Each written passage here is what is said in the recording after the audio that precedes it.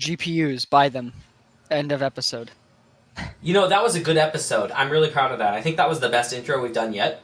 So I'm just gonna Intro. leave that That in was the there. whole episode. Oh, that's well, but I mean, it was also the intro, You right? So like, already made a mistake. okay, you're right. I have made a mistake, but this is WordCast number 80, so I'm not making a mistake on that one. Hello, everybody, and welcome back to another WordCast. I made a mistake there too. But thank you everybody for joining. I know it's been like a week and a half or something like that since we actually had a WordCast available. We did skip a week, but then we're getting back into this before a 2-week roll around happens. So we probably would have done this sooner, but we were obviously waiting for the NVIDIA event to happen, which happened today. We are filming here on September 1st, 2020 at 8 p.m. So the news is it's conclusive. There hasn't been any extra stuff all day. So. Yeah, we were talking about filming it over the weekend, but then both of us just kind of agreed like it doesn't make sense to spend a bunch of time talking about the NVIDIA rumors when the episode will probably not be watched until after the event. Yeah. So it was just kind of like, okay, never mind. So we decided to go ahead and wait. I think you guys will enjoy this. There's a lot of interesting news in this, actually, besides the RTX cards. So there's a whole bunch of stuff. We're going to try and get through it all, but, we're also... I have to get up at 5 a.m., so we're going to try and not keep this at 3 hours. Let's go. Alrighty, so I don't know if you want to jump into these cards first or not. It's up to you. Sure, let's talk about it. So, NVIDIA's event happened this morning at like 9 a.m., and they announced 3 GPUs, the 3090, 3080, and 3070. Now, for the most part, a lot of the rumors were true. Pricing was like $100 off on each GPU, so the 3090 was rumored to be $1,400, was the most, like, the final rumors, and it ended up being $1,500. The 3080 and 3070 were rumored to be $800 and $600. They ended up being $700 and $500, so they were actually lower than the rumors. Which is really nice. Yeah.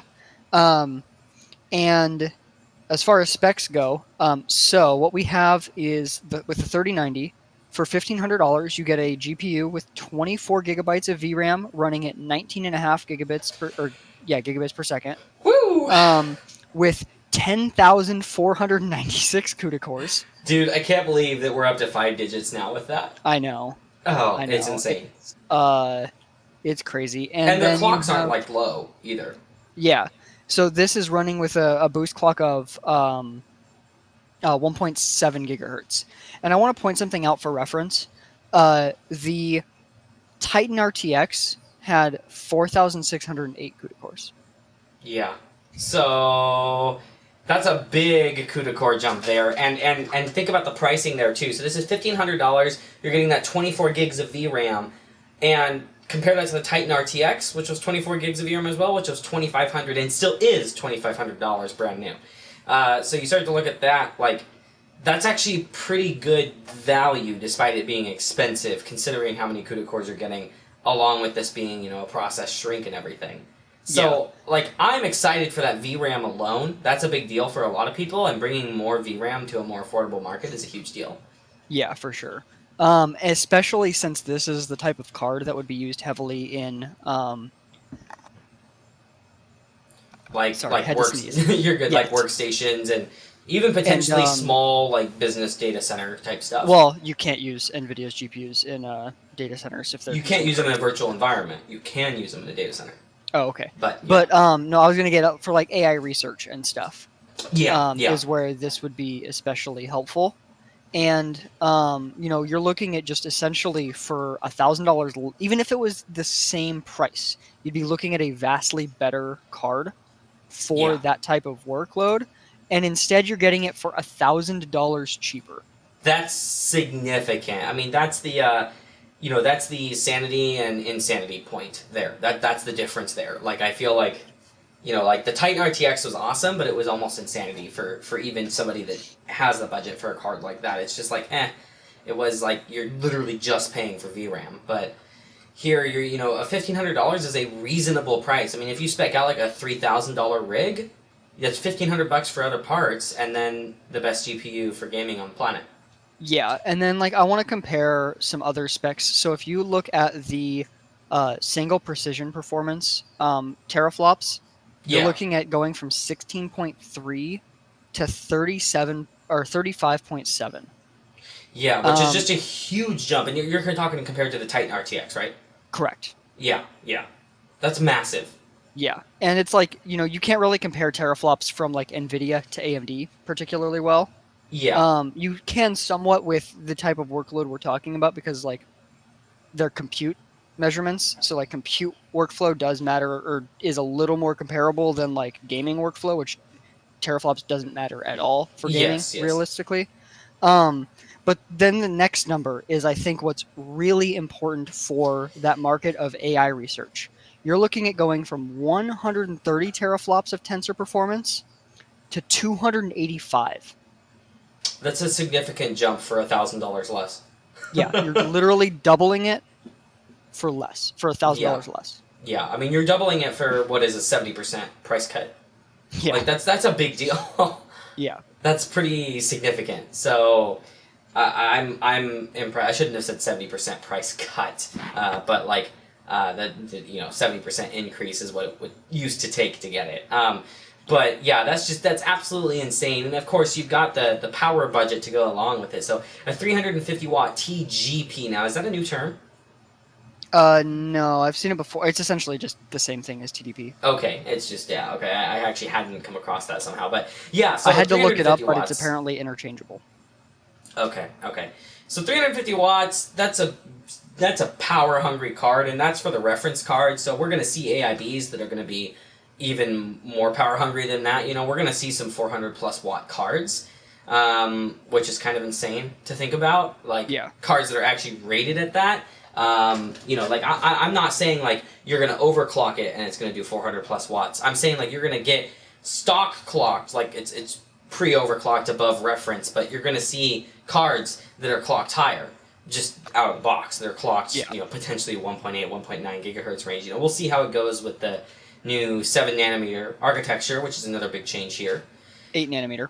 8 nanometer. Well, they're all basically the same thing. 7 and 8, and that. And Intel's 10 in terms of transistor density and stuff. But, Yeah, I feel like the bigger difference is that it's Samsung versus TSMC. Yes. So we're using Samsung die this time, which we'll see if their silicon does good with overclocking. I don't think we really have a great reference point for that at this point, so we'll just have to kind of wait and see what it's like. But I think it's interesting. It's definitely going to be a hot card. In fact, there looks to be a RTX 3090 from EVGA coming out. That's has a 360 millimeter rad for its water cooling loop. Mm-hmm. Most GPUs don't even do the dual like 240 millimeter. Most of them are single like 120 140 for the built-in GPUs. So that says something. Yeah, and I mean like that is the big difference with like the Titan RTX and the RTX 3090 is you're going from 280 watts of power consumption to 350. Right. Yeah. So like that's a significant jump, but when you look at the likely performance improvements, that's far worth it. Yeah, when you're looking at a doubling of essentially a doubling of single precision performance teraflops and a more than doubling of tensor teraflops, you would need 2 Titan RTXs to get the performance that you're looking at from a 3090, assuming this all holds up, which means you'd be looking at 560 watts of power consumption to get the same actual performance. Yeah, which is pretty crazy. Yeah. Yeah, so like I'm really excited for this. I do plan to be ordering one of these as soon as the pre-order goes live. I want to get some content to you guys as soon as I can, and obviously we're still in the market where we have to purchase stuff if we want to talk about it for the most part, especially something that's expensive. But I am rocking 2 1080 Ti's here personally. I've been looking to replace them for a long time. They've been in there for a long time, and I was hesitating on doing water cooling until new GPUs came out. So now's the time. So I'm hoping to bring you guys some content on this, some potential benchmarks and possible use cases for the 24 gigs of VRAM, because I am one of those people that would like to have that much VRAM. Yeah, you're also weird. I'm weird, but I have a weird workflow, but I definitely multitask a lot, enough to use up a lot of VRAM. Mm-hmm. So yeah, and that. then like, right now I'm using. I'm just curious for this 10 gigabytes of VRAM. Well, speaking of 10 gigabytes of VRAM, if we look at the next announced card, the RTX 3080, this is only $700. and you get 8,704 CUDA cores. It's still more than a Titan RTX. Yeah, you're looking at like near double a Yeah, Titan RTX in CUDA core count. Um, you're getting 10 gigs of VRAM at 19 gigabits per second. So you're getting obviously much less VRAM than a Titan RTX, but it's faster. yeah, Um, and then you're looking at 1.71 gigahertz boost clock, by the way. Um, so you're all in all looking at about 29.8 teraflops of single precision performance, 238 teraflops of tensor performance. And then the other thing I forgot to mention with the 3090, so the 3090 has 69 teraflops of ray tracing performance. The nice. 3080 has 58 teraflops of ray tracing performance. Yeah, so that and when you look at that compared to the 34 that you had for the 2080 Ti, Mm-hmm. which in my opinion of this generation was the only viable, like I actually want to use ray tracing in AAA games card, kinda the 2080 Super I would say too, but like that tells you the kind of potential increase that we're going to see here, and how viable games are going to be now with ray tracing enabled, where like if we look back on this from a long time, right? Like I feel like the 20 series was the series to skip, and Yeah. this is like this is looking like the jump that we had with Pascal all over Mm-hmm. again. Yeah. And then this runs at 320 watts. Still power hungry card, man. Yes. And then while this was not announced today, there are rumors of a potential 20 gigabyte of VRAM version coming later. Yeah.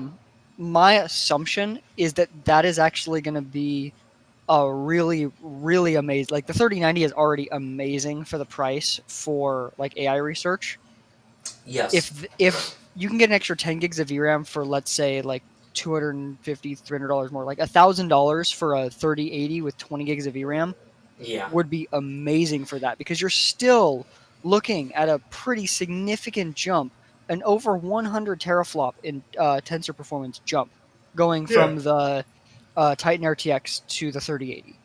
It's pretty crazy. Like and so like any application that has requirements for a mass amount of VRAM, that's going to be the card to get. Where like you don't, you want to get the bare minimum of what's going to be realistically usable. Mm-hmm. For doing like some 4K timeline video editing and stuff like that. 20 gigs of VRAM is actually going to be useful, or doing 3D modeling or like Adobe After Effects type stuff. You can very Mm-hmm. easily use up a lot of VRAM. So the ability to get that for lower price is not just necessarily going to be better for like just the creative market, which obviously it's going to help out with that. Like if you're a content creator and you're not trying to build like the most insane rig ever, that would be the card to go with. But like also for business, where you're running potentially applications that require a lot of video RAM, you don't necessarily have to go out and buy a Quadro now because of how much VRAM we're seeing in the GeForce lineup.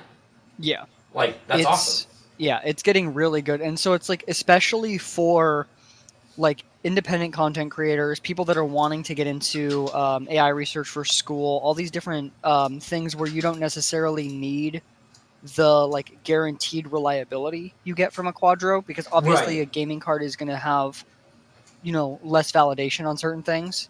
And so if you don't need that validation for like very intensive work, Yeah, you're going to be then rendering for a week.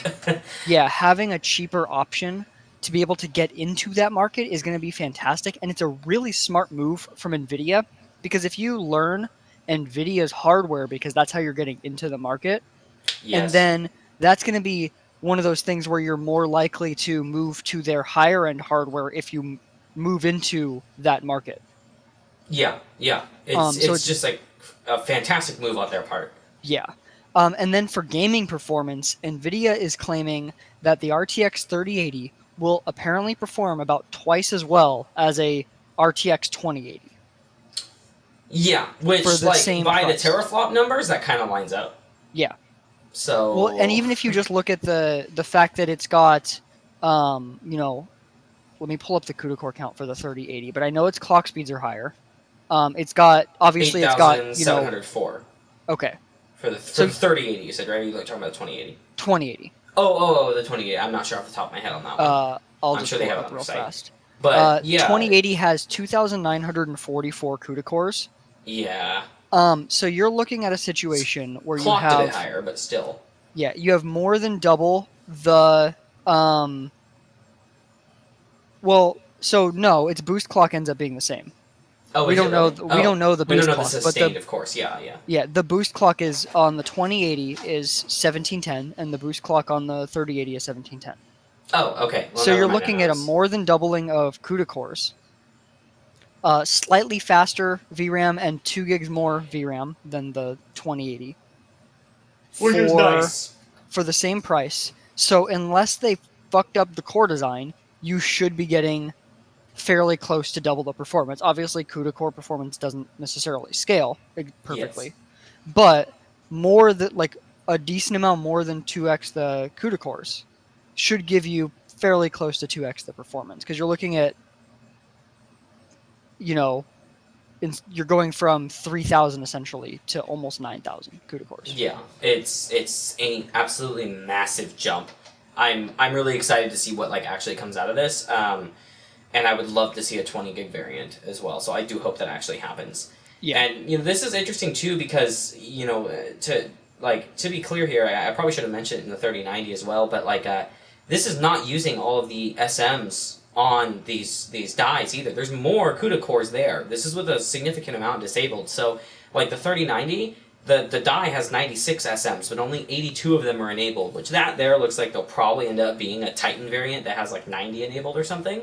That's a guess, because they usually don't go to full 100% because it's just too expensive for consumer-ish cards. But out of the 72, you only have 68 enabled for the 3080 of SMs. So like there's potentially room for TI variants and stuff here if they can get the yields good enough to bring back some of those SMs. Yeah. It's pretty impressive. Yeah. It's all around really good. But what's really impressive is the RTX 3070. Yes, this is the one that a lot of people should be getting excited for. Yes. So, $500. 5,888 CUDA cores. Keep in mind, as we mentioned earlier, the 2080 Ti only had 4,352. It's just crazy. And you're looking at a boost clock of 1.73 gigahertz. So a higher boost clock than even the 2080 had. It's crazy. Yeah. And a much higher boost clock than the 2080 Ti, because the 2080 Ti's boost clock was only 1545. So you're looking at much higher of that for $500. That's like that price, man. That's like you should just buy it. Like, I mean, assuming things are good when it comes out. Like, most people should wait for reviews. I'm pre-ordering a 3090 because I want to be one of the people to talk about it first. But most people should wait for the reviews. And so it's like, but still, if this information lines up to be what we expect it to be, like, the 3070 is very likely going to beat the 2080 Ti in just general performance across the board. Not to mention the increased ray tracing performance, which is just like... Yeah, so if we go through the rest of the specs real quick, so you're looking at, and this is the only thing where the 3070 is lower than the 2080 Ti, is VRAM. You're looking at 8 gigabytes of VRAM versus 11. Now, the VRAM in the 3070 is 2 gigabits per second faster. Yeah. Which is good. And then as far as the teraflops numbers, you're looking at 20.4 in single precision. And if you compare that to the 2080 Ti, you're looking at 13.4 on that. Yeah. Big jump. You're looking at 163 teraflops of tensor performance, which, again, like, that's more than the Titan RTX. And dude, then... it's crazy. Yeah. And then you're looking at 40 teraflops of ray tracing performance. So you're getting more ray tracing performance and much better rasterization performance. Yeah. So like this is a significant jump across the board, and again, you should wait for reviews. Probably if you're in the market for a $500 card, you should also wait for Big Navi to come out. But like, this is the card to beat right now. This is going to be insane. Like, the value on that card is going to be ridiculous. And, I mean, I'm really excited to see what Big Navi is capable of bringing to the table against these cards. If you're the top tier buyer who's buying stuff like the 3090, just get it. Yeah, it's I'm not going just to willing to compete with say that. like yeah, AMD is not going to beat it. But if you're in the 3070 market or maybe the 3080 market, especially if we don't see that 20 gig variant later, because I bet you whatever competes with the 3080 from AMD is going to have like 16 gigs of VRAM. Hmm. That might be a better option for you. But if you're in the 3070, the $500 market, absolutely you should wait for Big Navi to at least be announced and the pricing to come out. But off what we see here, it's I don't know if they're going to be able to beat that. I mean, it's really an impressive jump. Yeah, my guess is that the rumored higher price points are probably going to be where AMD is more competitive, and NVIDIA knew that, and so they dropped the price to Yes. undercut AMD. That's my assumption as to what happened as far as what I've seen of the rumors of, because like we are expecting that um, the big Navi is supposed to be much better than the 2080 Ti, which would put it Yeah. probably about on par with the 3080, hopefully. Yes. Yes. That's the goal. And my guess is that it was originally going to be that if NVIDIA released it at 800, that AMD would win in the price to performance ratio, not necessarily the Yeah. overall performance. But the drop to 700 puts it at a much more competitive or undercuts them. Yeah, no, I think you're right, and that's it's going to be interesting to see what AMD does to compete with this, especially in the realm of like ray tracing and stuff. I'm curious what that's going to be like. Yeah. I'm not necessarily going to say that I'm fully confident that they're going to do as good of a job with the ray tracing portion, but we'll see because they've been doing the work on the consoles, and there is going to be something there. But I don't know. I'm excited. I hope the GPU wars do heat up again, but whatever reasoning NVIDIA had for doing these kinds of price cuts on this. Um, Compared to the 20 series, which was just complained about how overpriced it was all the time. Hmm. And I still think it was actually overpriced. I think they were actually making significant margin on all of it. Well, keep in mind though, and this is going to be my guess, the 2080 Ti, or the 20 series, sorry, Yeah. was never going to be of the performance needed for ray tracing to really take off. They knew that, but they needed to release the cards in order to get developers to start making software for when they Oh yeah. released cards that were good enough. And Yeah. so my guess is that the reason that they essentially did the price jump a year early or 2 years early, one generation early, because these prices are essentially the same as last gens now. But Yeah. before that, my guess as to why they did the price jump early was to start recouping R&D costs, because as Nvidia talked about, they invested like 10 billion into ray tracing R&D over however many years it took them to That's get to true. real-time ray Yeah. tracing. Yeah. And So so and they now they can sell something more mass market. yeah, so they needed to start recouping that before they were releasing the GPUs they were really going ham on, is my assumption. Yeah. Yeah. And they needed to start recouping that while there was less competition, and so that they could justify They could within the charge that market. much and Yes. actually still like sell cards. Yeah, so Yeah. it's interesting, and I mean, of course, I also think there was a factor there with some stuff like the reference cooler. I bet you the reference cooler for the 20 series was more expensive to manufacture than this one, even though this one looks more unique.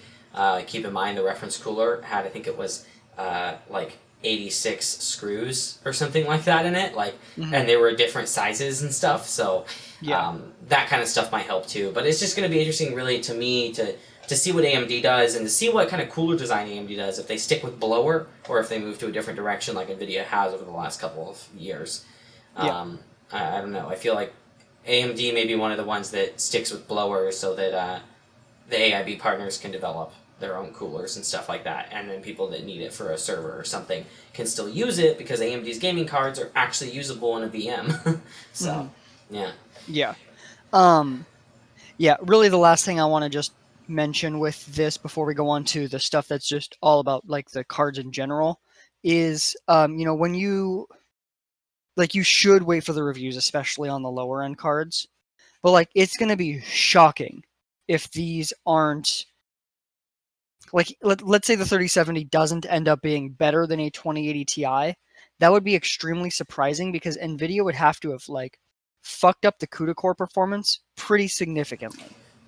you'd have among to be other looking. things. Yeah. Yeah, you'd have to be looking at like a 25% decrease in performance per core to have the 3070 be worse than the 2080 Ti at equivalent clock speeds. And this is with Yeah. a near 0.2 gigahertz clock near 0.2 gigahertz clock increase. Yeah. Well, plus we'll see how much the sustainable is increase. It might be even more in Yeah. terms of what actually is maintained. So Yeah. I'm really excited. Yeah. Oh, and the other thing to mention about the 3070 versus the 2080 Ti. 220 watts versus 250 watts. Yeah. So 3070 it's consumes less power for yes. about the same, if not more, performance. Now, jumping into kind of some of the all card stuff, did we get any news? I couldn't find any about NVLink, multi GPU, that kind of stuff. There was some stuff. I didn't look too much into it. Okay. What was it? Well, Which I can try article did and I can see do it some digging on that while you're talking about the new tensor cores. I'm personally really excited to see what this is like, but I'm also curious if there's going to be any kind of proper multi GPU support. I think the 3090, if I remember correctly, I saw something about it on the 3090 page, so I'm certain that that one supports it. Okay, yeah, I'm pulling up that page myself right Oh, now to find the out. new NVLink bridge looks fucking dope too. Ooh, okay, I'm excited. It looks like the weird cutout for the GPU. Oh, okay, that's awesome. Yeah. So I'm like, yeah, that's actually really cool. Okay, Yeah. I'm gonna try and see if I can put here. Let me timestamp this and see if I can maybe put the NVLink bridge on the screen for you guys, so you guys can see that, because it's actually really freaking cool. And I now wonder if it's only the 3090 that supports it though, because if you control F on the 3080 page, NVLink doesn't come up. Yeah, no, I bet you it is the only the 3090. Which Also, that would make sense because of the fact that the 3080 is so much cheaper than the 3090. Yeah, absolutely. But the other thing to add in here that's interesting to me is the so you've got NVLink on this, but this is a triple slot card. What that means is most motherboards, just all your PCI is gone. You cannot use any of your other slots. Yep. Like, there's going to have to be... even if boards are built around that in specific, you're using up 6 slots at that point. Most boards have 7. So maybe you could have something right at the bottom. Yeah, that's what you could do. Like, my board, I'd have 1 slot available. And even then, actually... because of the layout of my PCIe slots, no, it wouldn't work. There has to be a space, because a lot of boards are laid out with the, slot, space, slot, space, slot, space, slot. And so if you use that slot, and it's using up all 3, you have to use the 3rd slot for the 2nd card. So it's really, I feel like water cooling is going to be important here. So, obviously I'm just ordering one of these off the bat, but, once I do the custom loop, maybe I will throw a second one in there. Yeah. But it's still crazy to think about it being, this insane. Yeah. I'm excited. Yeah, and then as far as the rest of it goes, so all of the 30 series has the 2nd gen ray tracing cores and 3rd gen tensor cores, which is why their teraflop numbers were so much higher. Yeah. The 12-pin connector that was rumored is real. Its placement is in the middle of the GPU, but that's because it's actually at the end of the PCB. Yeah, because the cooler design is so unique. Yeah, so the PCB is actually on the official NVIDIA Founders Edition cards. Don't extend all the way to the end of the card. And that's why they had to put the power there, on top of the fact that there are advantages to putting the power connector closer to the core. There's a lot that goes into it, but it's still an ugly spot to put it. Yeah. Now, as we mentioned before, in my opinion, the placement of it, even though it's technically in the same place, it looks much worse on the 3070. So on the 3070, if this was the side of your GPU, it would be right here going horizontally. Yeah. Whereas on the 3080 and the 3090, it's vertically and it's at an angle. So your power cables come out at an angle and go much closer to the side, rather than coming off the side and having to go up or down. Yeah. So it's kind of a weird configuration. Yeah. So I don't know why they did that on the 3070 specifically. I think that if they would have PCB done difference, maybe. Yeah, that's my guess. Yeah. And the cooler is different on the 3070 than it is on the 3080 and 3090. It does Right. not Right. use the same single fan on one side on the 3080. That's right. Yeah. So there are a lot of differences when you drop down to the 3070 as far as the cooler design goes, and that probably plays into it. Yeah, no, that probably does. It's still ugly, in my opinion. I mean, and just in general, I'm not happy Mhm. about the placement, but you got to do what you got to do for the performance, which is, of course, the most important part of it. So, and I will say the rest of the card looks absolutely badass. I actually love the cooler design on this. In fact, I like it better than the 20 series. I feel like it kind of factors in some of that uniqueness that I like to see from Founders Edition cards. Yeah. Where, you know, like even the blowers that you have on like my 1080 Ti's here, like those are the most interesting and quietest and best performing blower cards that I've ever used. And I've actually used a lot of blowers for various reasons. And so, like, seeing the more unique designs I appreciate versus last time was just like, oh, it's just an add-in board card, except, you know, with so many screws, it's hard to put a water block on it. Yeah. So, which I hope they fix that this time around. But I feel like this crazy design is more of an excuse where if they do have a lot of weird screws and connectors and stuff, that it's a little more warranted because they actually did something unique. Yeah. Also, if anyone is interested in water cooling, the 30 series, I Yeah. think it was EK had tweeted that Yes. they expect to have stuff available at or very close to launch. Yes, They've as worked usual. with NVIDIA. Yeah, a lot of these bigger water block companies like EK work with them ahead of time, EK especially, so Yeah. that's what I'm hoping for too. Like, I'm going to get the 3090, test it, stress test it, all that kind of stuff, but I'm hoping a water block comes out shortly after, add some radiators in the water block to the setup to actually start to cool this thing, because it is going to need a lot of Yeah. a lot of cooling power. And I love how they're calling the 3090 the BF GPU. Yeah, It's the a big fucking ferocious. Yes. Ferocious is the term they're using. I can't believe it. Yeah. Oh, that was so great. Yeah, you know, it's a big fucking GPU, guys. Like, you know what? I appreciate the memery with that. Yeah. I really do. So, yeah, it's pretty good. And then all of these are PCI Express 4. Now, none of them should be that we know of. Maybe the 3090 in like specific workloads. I'd be surprised if it did, but you should be fine on PCIe 3. I don't think you'd Yeah. see a performance loss. Yeah, I think you're going to be okay. At least for the most part. There might be a few certain instances, like Yeah. you said, but in general, it should be okay. I think if you did run into a performance issue, the most likely scenario would be doing something that actually utilizes like all of the tensor workflow on a 3090 and all of the VRAM. You Yes. might run into some issues there. Yeah, that's going to be the only scenario, I think. Yeah. The virtual link adapter is dead. One generation and it's dead.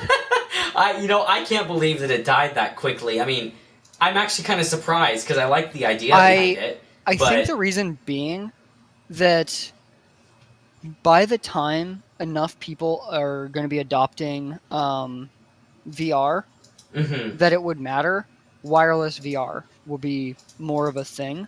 That's true. That's something that people are really going to want. Yeah, and then the other thing is like, the issue is that because it was really only NVIDIA doing the virtual link port and not AMD. Yeah. And AMD could have, by the way, like for anyone that was wondering, it is an open port. It was designed by a bunch of companies. Because it was just NVIDIA, you run into the issue that like, if you're making a VR headset, you either have to make it with the virtual link and then everyone else has to use an adapter, or you can make it for every other GPU on the market besides the 20 series and make that use an adapter if you want to use that port, at which point there's no point in using the adapter to that port because you already have all the other cables. Yeah, that's a good point.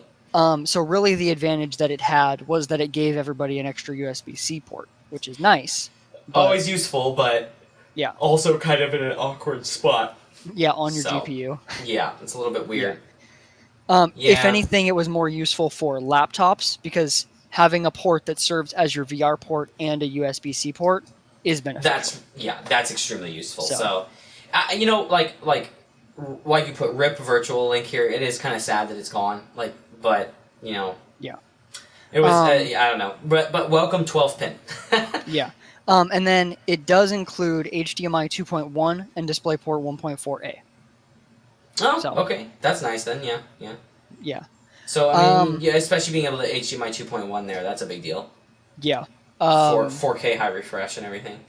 yeah. If you want to use like a 3070 or 3080 in like a HTPC to game on your TV, Yeah, it's well, gonna that's be a perfect great because you setup. can you can do like a 4K OLED and 4K 120 hertz gaming Yeah, on your desktop. So it's pretty nice. So yeah. I'm stoked. But what's this RTX IO thing? This is something that's interesting to me.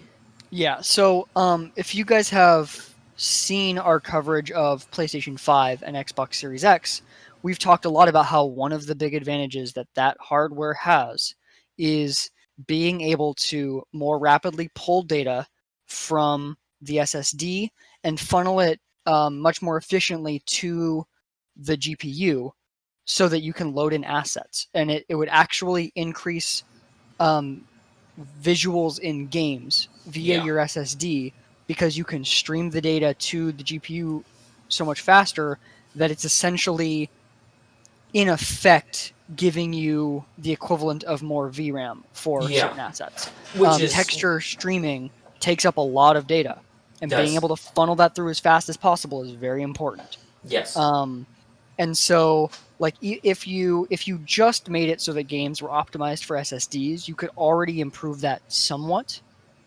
But it's very important to improve that like workflow of data from SSD to GPU VRAM, especially when you have it compressed, yeah, which most everything on your SSD is compressed.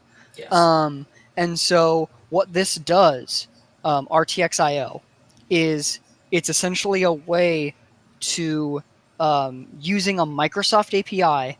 It's a way to take the data off your SSD, decompress it through your GPU rather than through your CPU, and get it into the VRAM into the game loading much faster. And so this, in effect, and this is the other big benefit of the way that consoles were doing it, and this finally brings it to PC as well. which we Um, speculated would happen.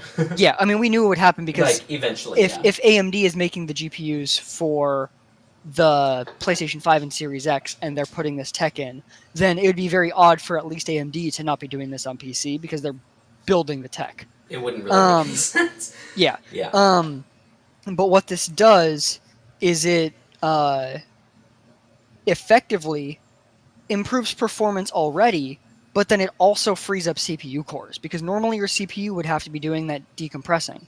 And so yeah, you'd be limited.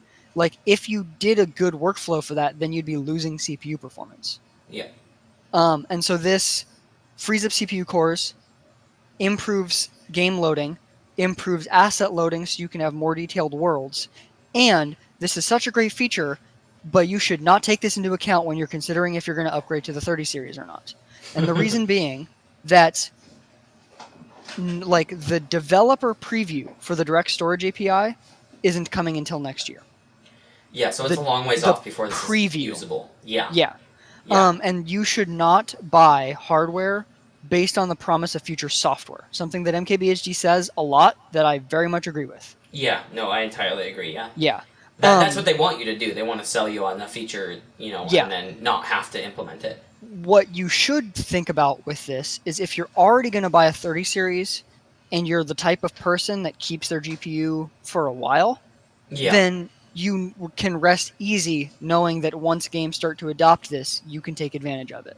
yeah. Which knowing But the like the gap we had with Maxwell to Turing in terms of time frame, I mean, like even with Turing to Ampere, we had yeah, 2 years between single generations. right. So like this will probably be a real viable thing on the 3000 platform. It's just a matter of Eventually, yeah. yeah, yeah. It's just a matter of when it happens. Like what I mean is like obviously don't buy it because of this feature. Still entirely agree there, but like when this becomes viable and actually used in games, you probably still will only have the 3000 series to purchase at the time. You know what I mean? Yes and Maybe no. it depends. I mean, because it might last. I mean, you got to remember, like Maxwell technically had like a 4-year lifespan or a 5-year lifespan from when it initially launched. Yeah, but that wasn't that 2 generations though? No, I'm talking the 10 series. So even though my 1080 Ti came out in 2017, which was only a year before Turing started, like a year and a half before, the 1080 Ti was the latest card in that series, and it came out over well over a year after some of the other cards. So like, if I recall That's still only correctly, 2 years. Yeah, the 2080 came out in May of 2016. So you're yes, looking at correct. 2 years from 10 series to 20 series, and then 2 years from 20 series to 30 series. So you're looking at 2 years-ish. If they keep their current pacing, you're looking at 2 years between now and the 4000 series. And if that's the case, well, this API isn't going to be in dev preview until next year. Even if we assume it's early next year, then that means you're looking at, let's say it's like April-ish, Yeah. making up a date, but let's say it's April. That means you're going to be looking at maybe a game or two that uses it before middle of next year. Very few games still that use it by the end of next year, because generally new stuff like this doesn't get taken advantage of. And Being part of the Microsoft API and Xbox, though, is going to help but with most that. Xbox games are not being optimized for This is true. Xbox. Yeah. That's the big issue, is that the way that Microsoft is approaching it is that even their first party games that are coming out for the next 2 years are not optimized for Xbox Series X, which means that they will not be fully optimized for an SSD for 2 years, which means even if they take advantage of this API to some degree in their Series X optimization, it won't be fully being built for it. And so Yeah. you're not going to be getting real advantage of it you will get it in some games. Yeah, okay, so it's going to be a while, but it doesn't mean that it won't be useful at that time, whenever No. it starts to And become more popular. yeah, So. by the end of the life cycle of the 30 series, we'll have some games that use it, probably a few pretty big mainstream games. And Yeah, and we're going to see more and more of that. And I, for a gaming rig, it just makes sense now at this point. I mean, yeah. And keep in yeah. mind also with RTX IO, this is something that specifically is utilizing NVMe SSDs, not all SSDs. But it's still I'm glad to see some of this kind of start to show itself in the PC world. Yeah. It's. I mean, I'm not saying that there's not a place for a hard drive in a gaming rig, because with games being so massive, like, if you don't care about load times and a game like COD can go on your hard drive, then great, because you can get an 8 terabyte hard drive for like $150. But like, generally speaking, you shouldn't have just a boot SSD anymore unless you're going really budget. You should have a big boot SSD, a terabyte, 2 terabytes, that kind of realm, in my opinion. Again, for the more moderate gaming rigs, I'm not saying budget stuff. I'm saying, if you're spending $2,000 on a machine, like, you should consider that, and then maybe a hard drive for overflow, because games are getting so big, and there's a lot of indie games and stuff that just don't care. You just throw them on there and it's fine. But it's it's becoming what would, for a lot of people, be considered a requirement anyway, even though it's not required by any games. But now we're going to start to see it required by games. So Yeah. Some people have said online that games cannot require SSDs. That what? they would still technically run on hard drives, because that's just blatantly wrong. Games have to be built specifically for hard drives. You have to do so much work to make a game operate on a hard drive and load correctly that you don't have to do Yeah. on an SSD. So you're just wrong. One of the big things we've talked about with PS5, and we talked about with Spider-Man for PS5, is that Spider-Man uses a lot of duplicate assets. It's a big city, so of course it Yeah. does. And when you're looking at duplicate assets, one of the things that you have to do for hard drives that you don't have to do for SSDs is you have to put all duplicate assets, or not all, but you have to oftentimes put duplicate assets in a whole bunch of different blocks. So the example of Spider-Man has mailboxes on the hard drive hundreds of times, because you have to do that to get the game to load correctly. Yeah.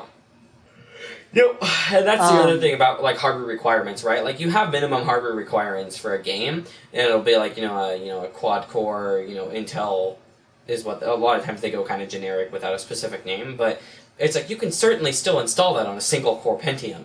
It just won't work. It might not even start, but if it does, it's just going to be horrible. Yeah. So And that's the other thing.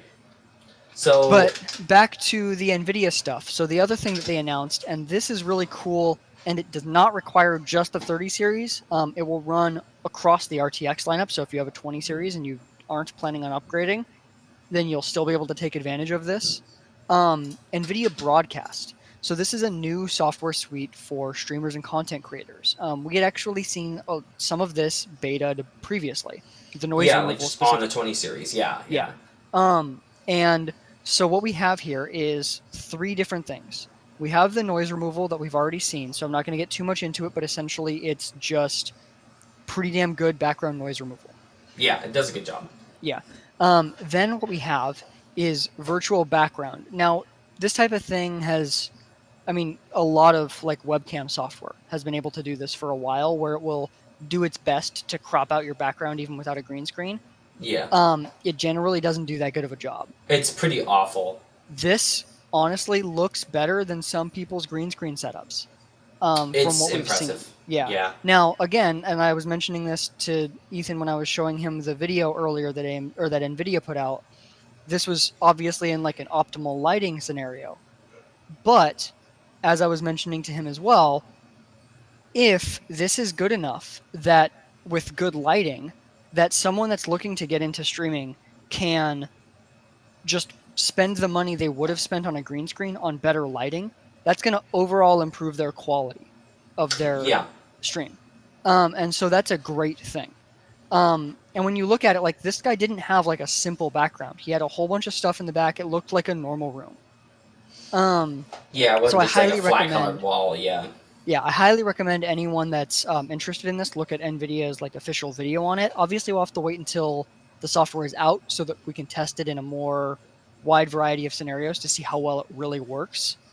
Yeah. But at least in that scenario, with optimal lighting, it looked like it did definitely a good enough job for streamers. It looked like it did a pretty damn good job. Yeah, yeah. So it was pretty impressive, and actually, I was really impressed with some of the stuff like the auto framing, right, where it tracks you. That looked really, really good. Like that was pretty much flawless, and I really like the idea behind that. Yeah. So what that is essentially like obviously like you can zoom in on your webcam, and then like you can manually move the camera over if you move position. Yeah, But obviously, you're not going to do that if you're like moving to reach over to grab something, or like just natural movement in your stream. Well, what this does is it uses the like tensor cores, AI, blah blah blah blah blah blah blah, to track you as you move, and it very smoothly moves it so it looks more like something that you would see from like a newscast or something, where someone was like panning the camera over a little bit to track yeah, you and keep you in the center of the frame. So if I'm here right now and I move over to the side, I would have stayed centered the whole time, and the like zoomed in camera would have moved with me. yeah. Oh, well, and what's nice too is it doesn't look like it's too sensitive. So like the smaller movements of just like doing this, Yeah, like it's not like it didn't super jiggle. jittery. Yeah, yeah. It does a good job of knowing when to actually start moving. So we'll see in real world testing how good it actually is, but I like to see them pushing for like here are some actually potentially interesting things for content creators to use. They're rather than just making kind of blank promises. So Yeah. I'm pretty impressed. And I'm wondering how much of the actual tensor core performance these things actually take up. Probably One not thing that one much. thing when you get your 3090 that I want to try Yeah. is we need to both play the same game with DLSS on, and we'll try and match up what resolution we're using DLSS to. And I want to see if with DLSS active, because that takes up tensor core performance, significant Yeah. amount of it. If I have a decently worse like virtual background and decently worse, I don't expect the auto framing to Or be that much worse. If anything, I would expect the virtual background to be worse. right, or frame rate drops. Right, Yeah. like imagine you move right enough to trigger it, and then like you get a dip in your frame timings Yeah. or a spike. But yeah, So that would be something that I'd be interested to test, because like I have a 2070, which is like not the bottom tier, but like pretty close to the bottom tier of tensor cores yeah. that are currently on NVIDIA GPUs. But it's still And like useful for some of the more AI style stuff rather than just yeah, rather than the like ray tracing itself.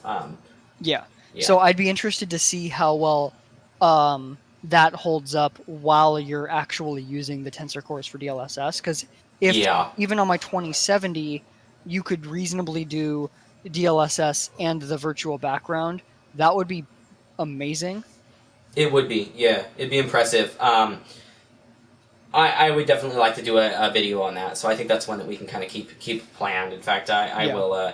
I'm going to stick that on my to-do list so that we can remember to do that. Yeah, because I like that idea. I would love to see a comparison there to see if you do like I would kind of hope that the function just works and you see some smooth frame rate drops. You know what I mean? Like during usage, right? So Yeah, well, the tracking, you have like 5 or 4 FPS lower performance in game, but even then, and I'm talking with DLSS on, yeah, of course. Otherwise, it shouldn't have hardly any effect. But yeah. Well, what I'm wondering is, and I guess it would depend on how they decide to handle prioritization of everything with the tensor cores.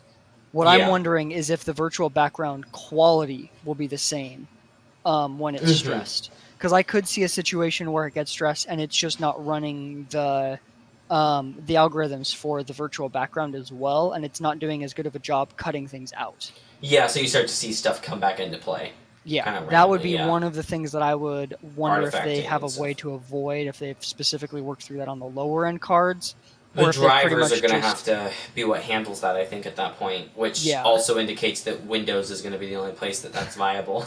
yeah. So, interesting. Yeah, no, I just So, put that on the list, so that's on the list of videos to make once we can actually be in person making videos again at some point, hopefully eventually before the end of the world. yeah. um, yeah, so that was interesting. A lot of NVIDIA news there. That pretty much sums up our NVIDIA stuff, though, so I'm sure we'll have more to talk about as time goes on, but yeah. Interesting. All right, so the Z Fold 2. We did talk about that a little bit in our last video. What was it? Last WordCast or the one before? I can't remember which when we talked about. I don't remember the last WordCast that I don't well, know. so Yeah, we talked about it as a product and some of the features and some of the specs about it's running the Snapdragon 865 and all that kind of stuff. But now we have a price and some more interesting information on it, and you probably don't want to buy one even if you have all of the monies. yeah. So let's talk about this. So it's $2,000, which is only like $20 more than the last one. So whatever on that. Not surprising there yet. That Yeah. was what people were guessing. Its external display is much better. It's a 6.2 inch with a hole punch 10 megapixel camera. It's actually like a decent looking phone when it's closed now. Fantastic Yes. news. That's Yeah. one of my biggest complaints of the first gen. The first gen just looks stupid. Like you would never want to use it as a It closed looked like device. a dev device. It did, yeah, which was kind of the intent to an extent, I guess. But Yeah, similar to how yeah. NVIDIA dropped the RTX series first you had to get some consumers on board so that you Yeah. could get some developers on board to start making apps. So I get that. But at least the RTX series was like somewhat functional. This just literally looked like a stupid product. It was basically a big notification menu. Yeah. Yeah. But this is essentially, it looks like a fairly decent 6.2 inch displayed phone. So yeah, that's like great. it's got the bezels are a little weird, but like other than that, it looks mostly normal. Yeah. And then the internal display is 7.6 inches. We'll talk about some other aspects of it more in a second. I want to go through all the good Yeah. stuff first. It's got 5 cameras, which I guess can be a good thing. So it's got one on the external display via a hole punch camera, one on the internal display via a hole punch camera. I believe both of those are 10 megapixels. And then it's got... So it's not a notch for the internal display anymore then? For that? Correct. That's nice. Okay, that's nice. Yeah. I hadn't even paid attention to that before. Yeah, I believe it's just a hole punch now. Very nice. Okay. It's got 3 cameras on the back, which are, I believe, all 12 megapixels. They're just all different 12 megapixel cameras. Okay. Okay. Yeah, no, that's correct. They're all 12 megapixels. I remember hearing about that, which is, I don't know that the 3 on the back is the part where I'm kind of like, I don't know if it needs Yeah, I mean, those, but especially if they're have, like, all the same resolution. Like, personally, I'm yeah, kind of no over... super zoom or anything. Well, I mean, even then, like, because I'm sure one of them is a 12 megapixel zoomed in camera. Yeah, but But like, personally for me, I would rather have a macro camera than a super zoom I camera. yeah, I agree. Although the macro cameras that most phones have been complete ass, just Yeah. like garbage macro cameras. I'd like to see a high end company like Samsung do a nice one. You know what I want to see? And I haven't seen this in a long time, but it used to exist. The Hmm. OnePlus One, its normal camera was able to focus really close. I was Yeah, able that to would be take some nice. good looking, like almost macro distant shots, like much OnePlus better. is kind of stuck with that actually. My 7T McLaren does a pretty good job. Not as good as some of the older ones, but it does a Yeah, I pretty felt great like job at the super OnePlus close. One to the OnePlus Two though, it kind of Hmm. dropped off. I don't know what it was with that camera, but like whatever sensor they used just could focus much closer. Yeah, no, it was Um, pretty capable, and even just eyeballing it with my iPhone, like the McLaren does focus way closer. So yeah, I would like to see another phone do that. I agree. yeah. So that's cool. And then there's actually some really cool features as far as how the camera works. Yeah, So oh, one other thing actually I have to mention as far as the internal hole punch displayed camera goes. I think they put it in a stupid spot. I They agree. put It it doesn't look good.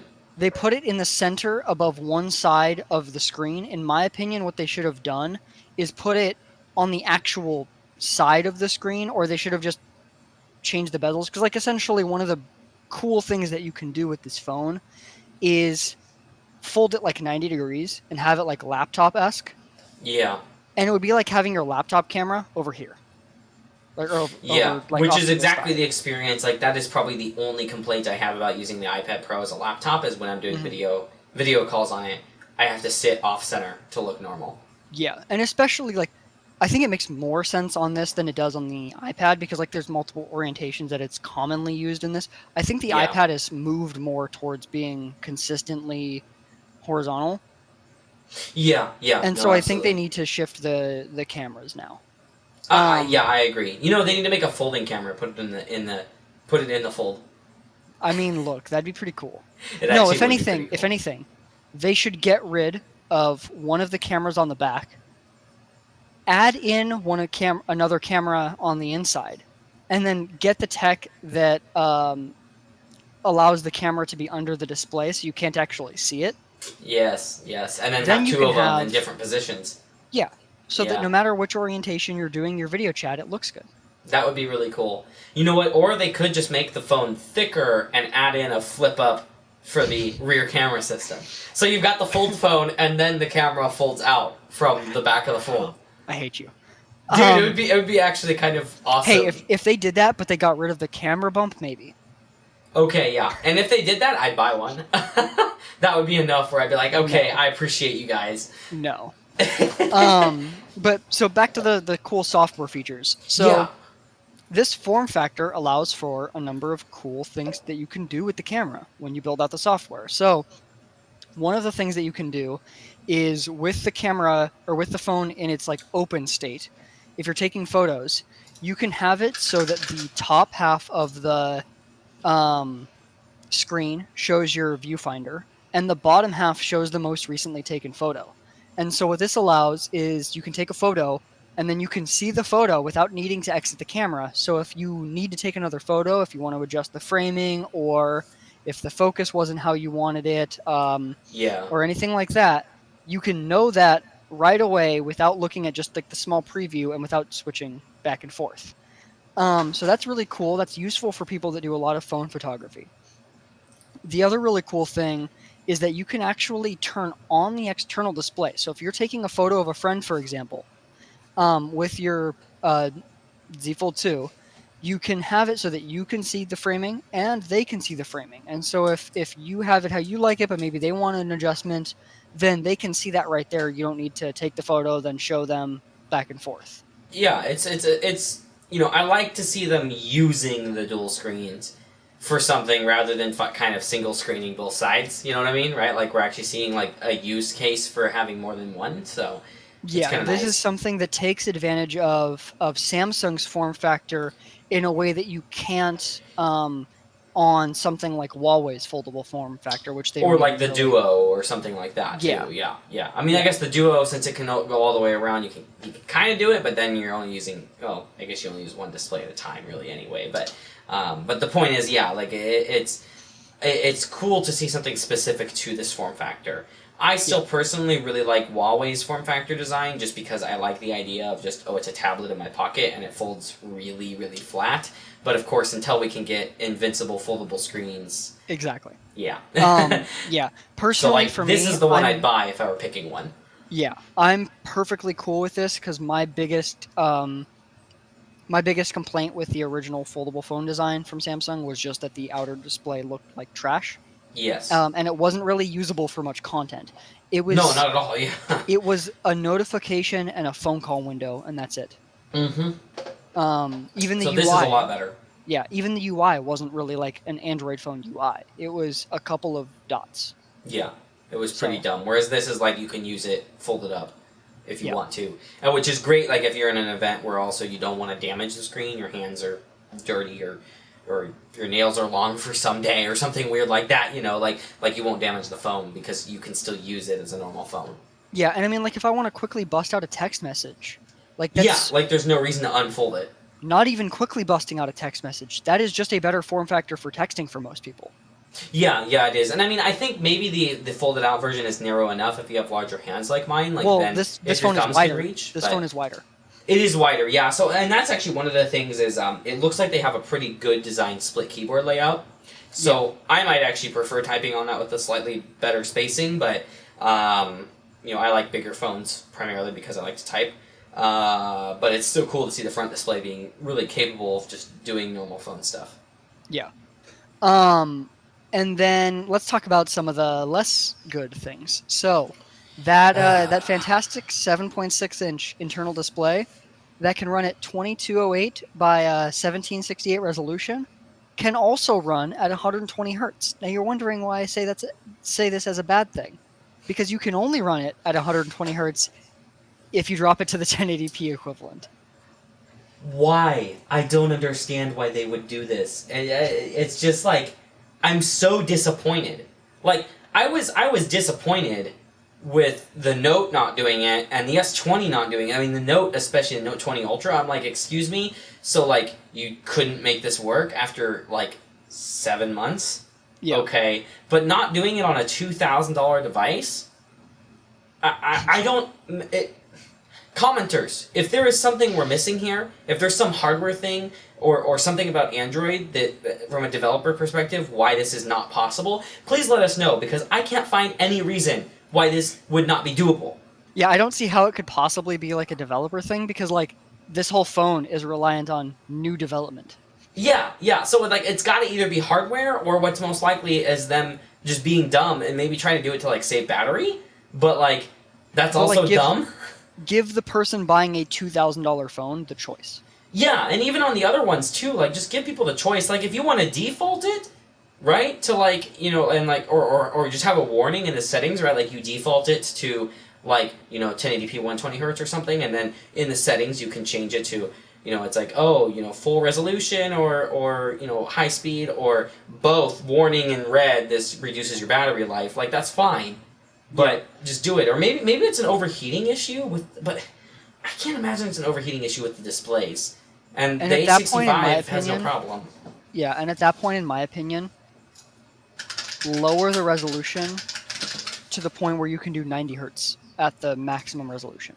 It shouldn't be that much. It shouldn't be that much of a resolution cut down, and it's still better than 60 hertz refresh rate. Yeah, it's really stupid for them to be like it just makes the phone feel behind. Yeah. I mean, it's just behind, because like the OnePlus 7T Pro, when did that come out?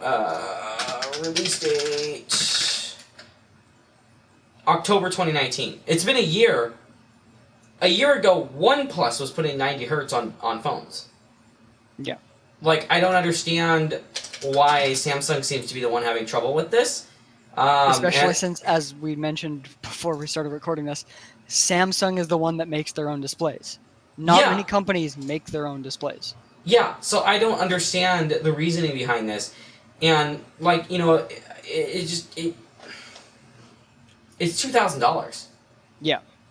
Like, Well, maybe they should take some of the money that they're spending on their Samsung Premier service and put it into better hardware or drop the oh price. man, Because so this yeah. $2,000 phone includes some great features like on-demand concierge support, um, a special like founders card that gives you access to like golf clubs or yeah, like golf resorts and stuff like that. It also gives you a one-time free Michelin star meal.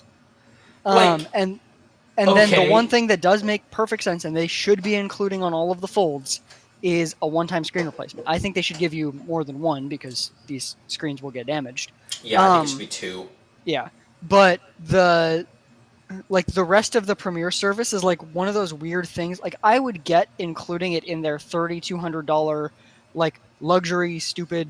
I don't know why anyone would buy that ugly thing version of the phone. Yeah, Um, for those that haven't seen it, this phone, like, even if you generally like the design, like with the stripe and the branding that it comes with, it's partnered with some like men's fashion brand. Um, the camera bump cutting off part of the stripe it's really just ruins so some of the like luxury, jarring. like Yeah, when the way that they're advertising this $3,200 variant of the phone is with like these like perfect like customly tailored men's suits. Um, and then you pair it with something that looks so bad and so clearly not well thought out, yeah. It looks like like it they just just doesn't like, oh, match. slap a stripe on it. Yeah, Yeah, I would expect like much more from something that's being attached to like a luxury suit brand than yes, your camera bump taking up part of one side of the stripe. If it was like across the middle where it looked like intentional, cool, that would look yeah. good. But this was just like an afterthought. Yeah, it was Yeah, bad.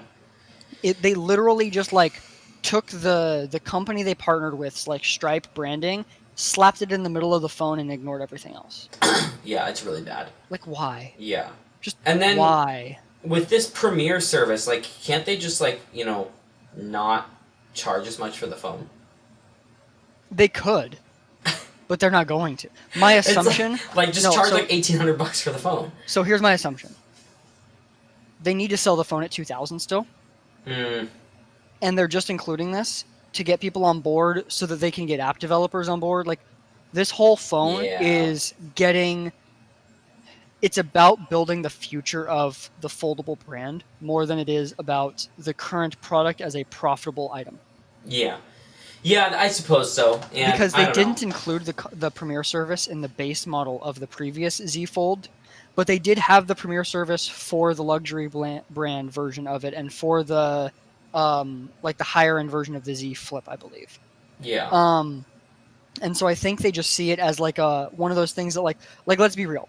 If I buy the Z Fold 2, I mean I'll take advantage of the free food because free expensive food. Yeah, But like why not? I'm not gonna go to like a you know special like golf resort or whatever. Like I'm just if I want to play golf, I'm gonna go near my place where it's cheap and a Yeah. more chill environment. Um, unlike so like the only and I'm not gonna take advantage of the on-demand concierge support crap. Yeah. Um, so the only things I might take advantage of are the food and the one-time screen replacement because it should include that. Yeah. Um, so like It's a little, yeah. it's one of those things I think that they just expect that most people that buy it won't take advantage of most of it. But it's one of those things that makes you think like, oh, I'm getting this cool luxury thing. Maybe I should get it. Maybe that justifies it. I'm not really going to use it, but But it's maybe it cool. justifies it. Yeah. Yeah. I don't know. Um, Like, give me this phone with a with 120 or for $1,500 with a 120 hertz display. I probably would be considering buying it. yeah. The other thing I wanted to mention as far as the screen replacements, one other downside to this phone is that the folding screen does not support the S Pen. And my assumption as to why we are not seeing a Z Fold 2 support the S Pen properly is they don't want you to use a stylus on the plastic material of the screen Yep. because it will scratch and dent it. Yep. So not it's still first gen. I would not want to buy it. Yeah. I don't know. It's And like that to me is that should show most people how not there yet the screen material is, because Samsung controls the building of the S Pen. If they could easily enough, you would think that they would build a version of the S Pen specific to the Z Fold 2 that is less likely to damage the material of the screen. yeah, that's also true. But the issue is that it's not about like material against material like it normally is. Normally, Yeah, you'd run into the issue of like if you built a diamond stylus that would scratch a glass screen. yeah. But the issue here isn't one type of material rubbing against another. It's not Mohs hardness or anything like that. It's just any amount of pressure on the type of plastic material they have to use for foldable screens. Yeah. So it's kind of it's unfortunate, and it points to another one of those downsides, right? Where it's just like I don't know what they're gonna do to solve that, or solve these. Like the only solution I can see in my head right now, because the laws of physics are a thing, is a like a blend where you have glass that blends into the folding plastic just for the bezel part that actually needs to roll.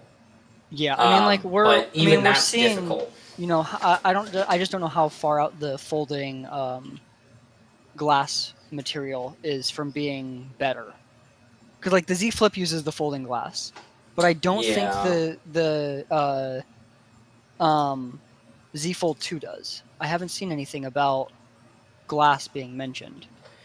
Yeah, no, I No. It no, apparently does. yeah, It they're does. claiming it, but it's not. I don't know. It's like glass infused. It's different. It's Samsung's glass though, whereas so like Samsung apparently can't make glass that can use a stylus. Yeah, which is like okay.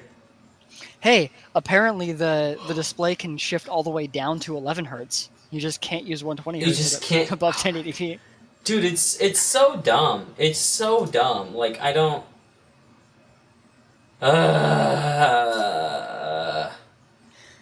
Yeah. Well, it makes me sad. if Honestly. you also want to talk about some dumb things, we can move on from the Z Fold 2. Time to get into Facebook and Intel and horrible projects going wrong. So anyway, let's go forward here with Facebook, and we should also talk about Oculus in this one once we're done with this first section here. But, yeah, we can mention that real quick. I don't think that's something we should go into too much, just because it's kind of. Yeah, no, I mean it's been talked about a lot, but it's Yeah. just kind of like So, Facebook put out this letter to developers that utilize their audience network revenue service, which is essentially the way that you can put Facebook's advertising service in your custom-made apps. So if you don't want to use Google's ads or you don't want to use some other companies, you can use Facebook. I don't know why you would want to use them over Google, but you can. Facebook has warned that iOS 14 could cause a 50% or more revenue drop for the audience network revenue. And the reason for that is because iOS 14, this is the whole reason for the 50% or more drop, iOS 14 makes users opt in to being tracked across apps. oh my, people actually have to say yes. Their entire, like, for their audience network, their entire, like, ad revenue is so dependent on tracking you across applications that simply having to have users say, yes, that is okay, they expect so many people not to do it that it will cause a 50% drop. And they're not talking about just for iOS, even though this only affects iOS, which means they probably are expecting almost nobody to authorize being tracked. Yeah, and it's funny because most people wouldn't. Like and we have Apple introducing a privacy feature, and Facebook's like, please don't do it. Please keep your stuff less private so that we can make money. And I don't know. It's just like it's ridiculous to me because it's I don't even know how to articulate what I'm trying to say, but like Facebook makes their money off of non-consensual tracking. Yes.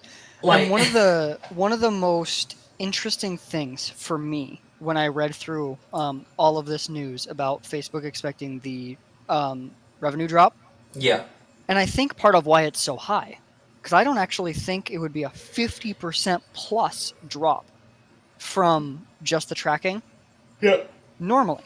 But Facebook in its apps is not even going to request the IDFA, which is the unique like device identifier that tracks you across applications. And so that means that Facebook is no longer going to be gathering user data that its ad network can use even for its for third party apps. It's not even asking for it, which tells you that Facebook is like willing to lose money and lose third party developers money so that consumers don't know that it was tracking across apps. Like obviously some people yeah. know because we talk about it. Right, but like But that's not the general consumer. yeah, And when like iOS makes you aware of something like that, right? Like some of the permissions in iOS where it's like, hey, do you want this app to track your location all the time? Like that's stuff people didn't used to think about until they're asked about it. You know? yeah. And so it's like the fact that Facebook is so concerned with how it would affect their brand that they're not going to request it at all. They're not even saying, yeah, the users who are okay with it in exchange for better, more targeted ads, like they don't even have that choice now. Yeah, yeah. Like Which is it's what? just weird. Yeah, I don't like because in some not with Facebook, but in some instances, like I actually prefer targeted ads.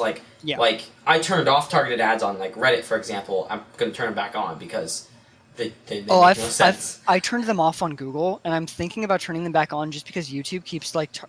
I have Oh. so like normally people will say like when you have like a porn or like a dating app ad, it's like oh people will say like normally oh that's because you look into that stuff. I have targeted ads turned off, and since I've done that, YouTube has started giving me what is essentially porn ads. What, bruh? Dude, targeted ads are just weird. YouTube demonetizes the whole platform because of something a single creator does. But Yes. but yet somehow advertisers are fine with the fact that sometimes YouTube serves up porn ads? Dude, it's What? ridiculous. Yeah, I don't. That whole thing, I can't understand any of it, and it's So targeted ads, the point is, can be a good thing, Yeah. and not having the ability for that is actually kind of gonna suck because, like, it's honestly like. It's kind of gross to not have targeted ads. Like, looking through stuff and, like, getting ads for, like, baby wipes or something weird that's, like, I have zero interest in is just kind of annoying. Yeah. Well, and it's like for me, like so I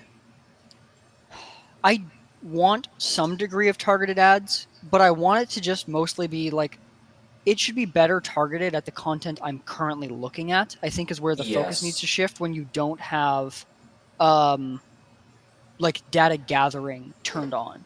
So Right. for example, um we'll go back to the YouTube example.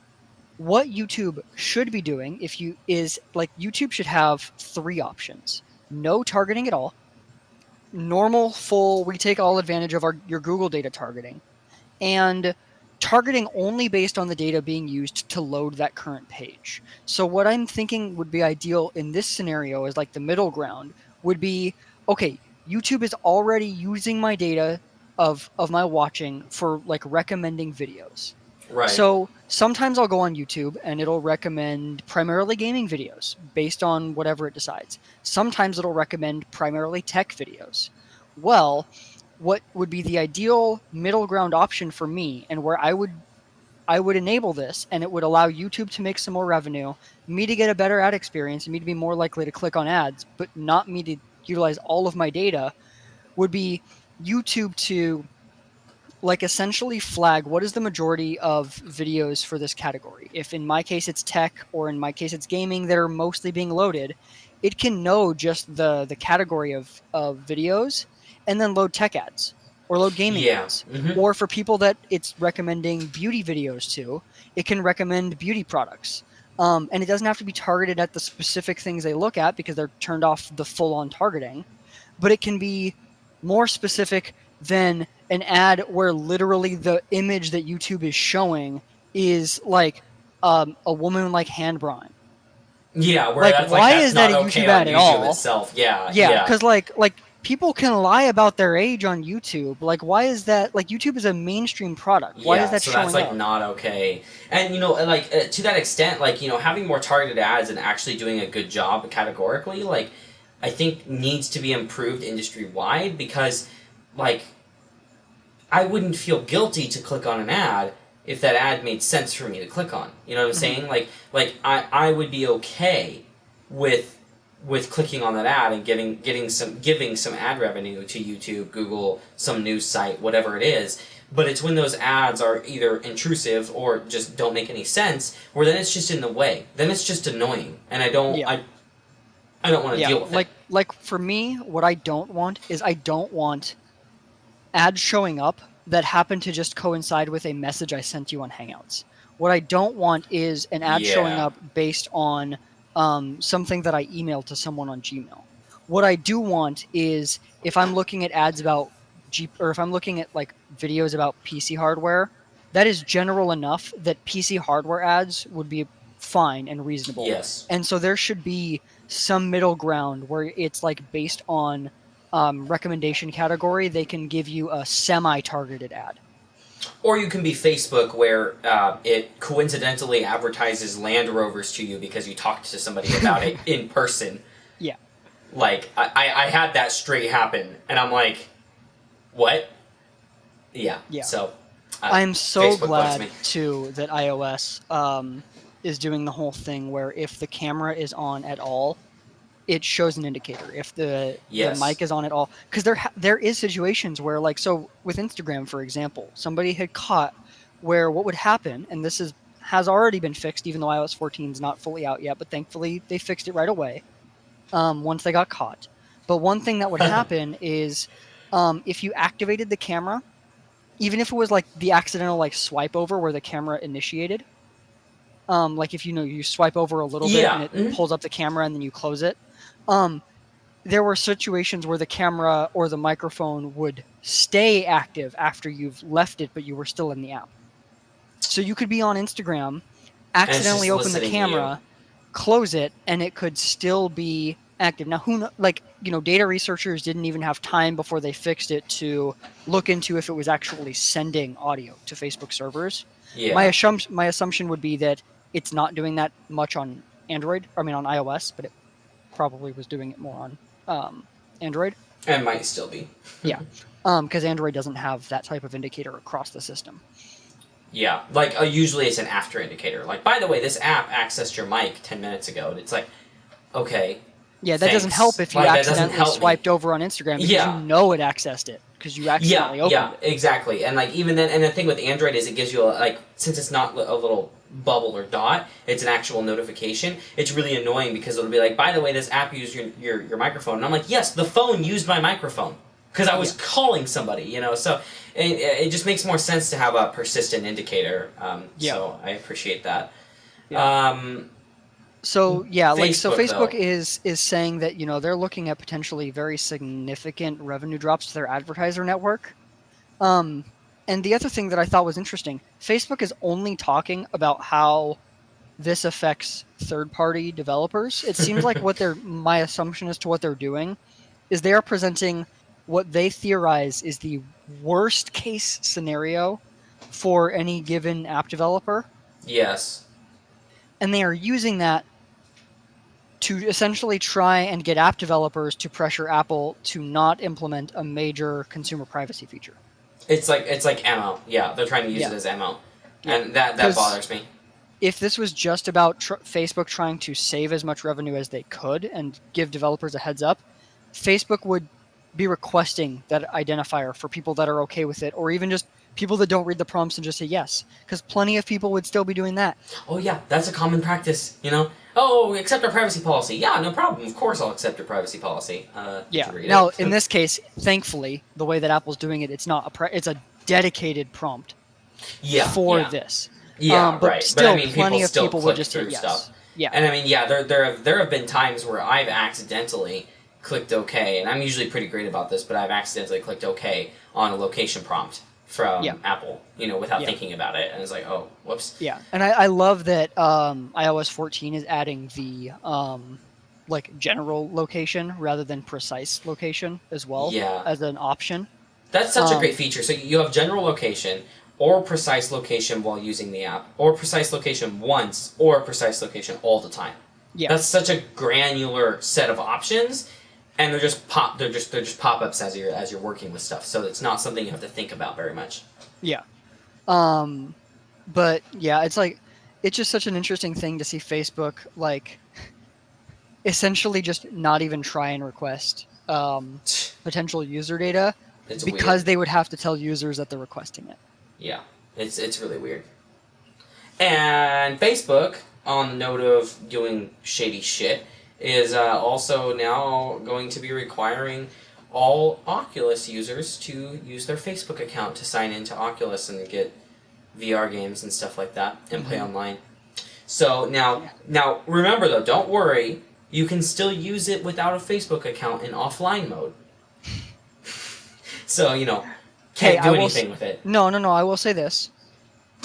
If you don't want to give Facebook money anyway because you're not buying from the Oculus store and you're already buying all of your games from Steam, you're fine. Okay, that's true. That's a good point. And I will say, but you still can't play games online and stuff as much.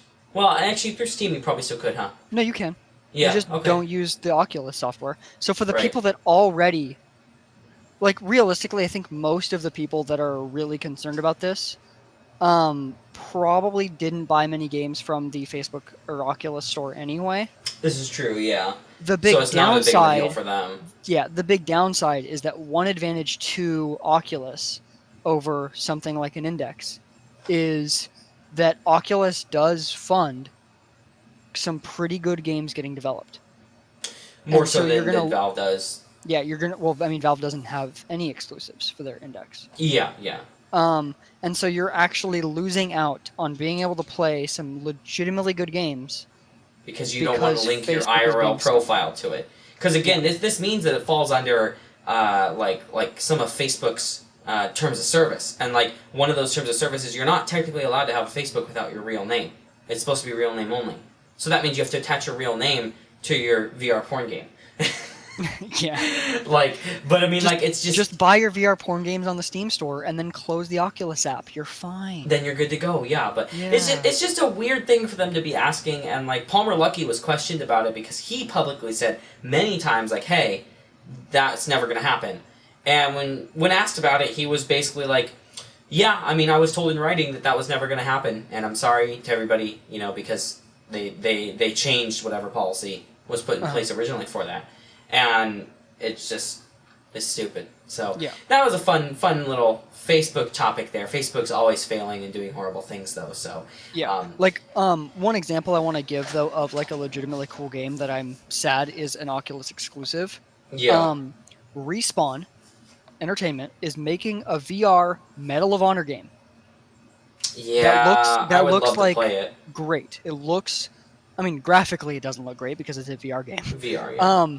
But it looks like it's. I mean, I don't think it's going to be as quality as Half-Life Alyx.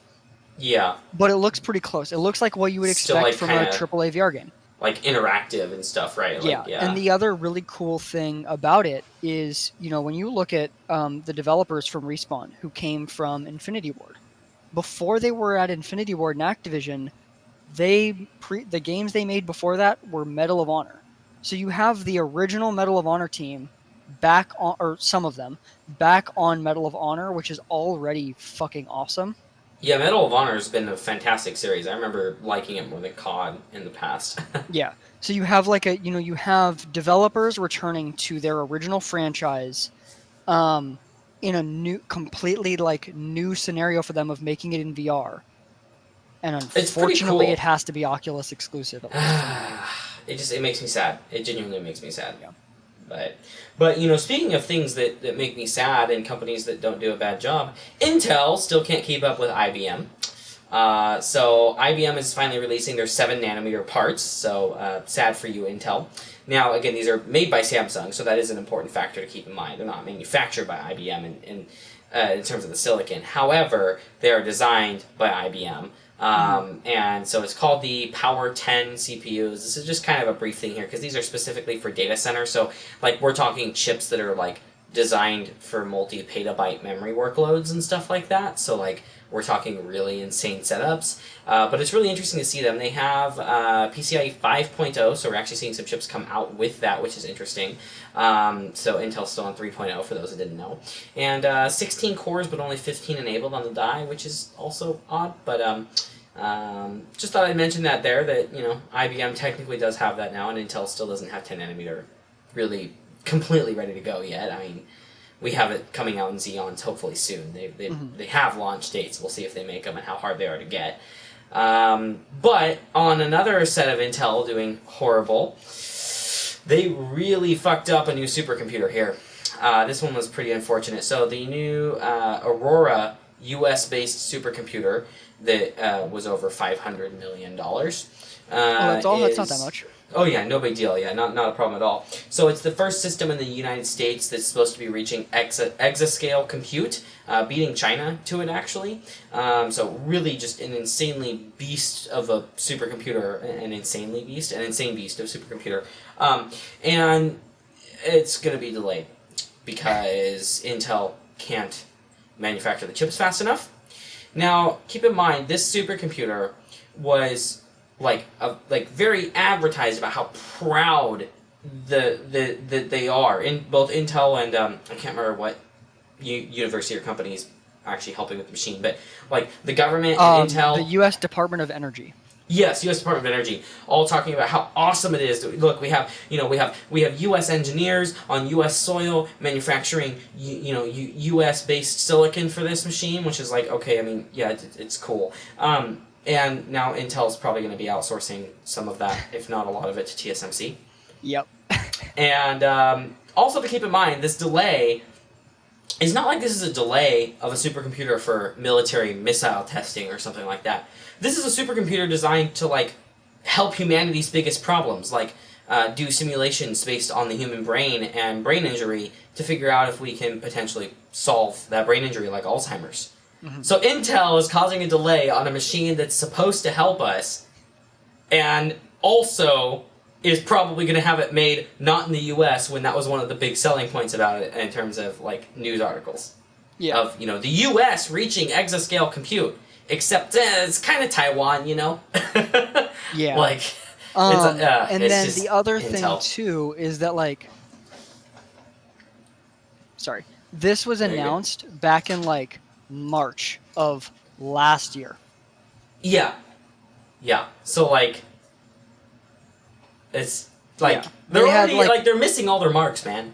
Yeah, this was like a 2-year project, so it's like you'd think that they would have been able to like plan ahead as far as how they were going to build manufacturing capacity for this. Yeah, but instead it sounds like they just Intel, for a long time being such the king, so to speak, of a lot of computing, was capable of just not caring because they were the only option, and so nobody would really do anything about it. And it's like, it's just sad. Like it's genuinely to an extent actually sad to see that happening, and it's just. I don't know what to say, and it's there's a lot of people that are being disappointed in Intel, and it's not just on the standpoint from us, like the nerds and stuff like that, as well as the projects, like this MSN article. I just pulled this MSN article back up about how Intel stock is running out of investor goodwill at a frightening speed, and I'm just really quickly going to read this one of the blurbs from this MSN article. In some ways, Intel is like a sleepy person who stubs his toe while getting up in the middle of the night. A normal person would learn from this jarring, unwelcome experience and either remembers where the leg of the dresser is or makes an adjustment in movement. After all, it hurt, but if the sleeper doesn't make the right adjustment and stubs that tender toe again and again, well, it sure isn't the furniture's fault. Like, that analogy was fantastic because the point is that Intel is now just known for being like, oh, we're going to have a product out next year, and it might not be for 5 years. You cannot trust a single release date from that company anymore. Mm-hmm. Like they just make empty promises now. That's just like that's what they do. That's what their investors do. They just make empty promises all the time. Or not investors, they're C-level people. Just we'll just make a promise. We don't know if we can actually make that or not. We don't necessarily really have that great of a plan to make it. And I feel like there's been people arguing about it for a long time as AMD has done better, and we've also seen other manufacturers start to do stuff where people are like, well, yeah, but Intel's still huge. Intel still has so much market share. Oh, Intel, it still has so much money to throw at the problem. Well, are they throwing enough money on it? Because it certainly doesn't seem like it. They can't get anything done. Yeah. And it's just unfortunate because they were a leader for a while, even back when there was competition, before they were just being a monopoly and behaving mischievously. They were a leader, so it just kind of makes me sad. But yeah, and like this affects potentially like jobs in our area, because like there's an Intel factory in the Portland metro area. Yeah. So it's like sucks. Very much so sucks. It's bad for economy in general, but yeah. So the next topic I wanted to talk about this is one that I stuck in here, and it's tech related, but I'm not going to go into hefty detail about it. Certainly, you can look at the source link. Hefty. So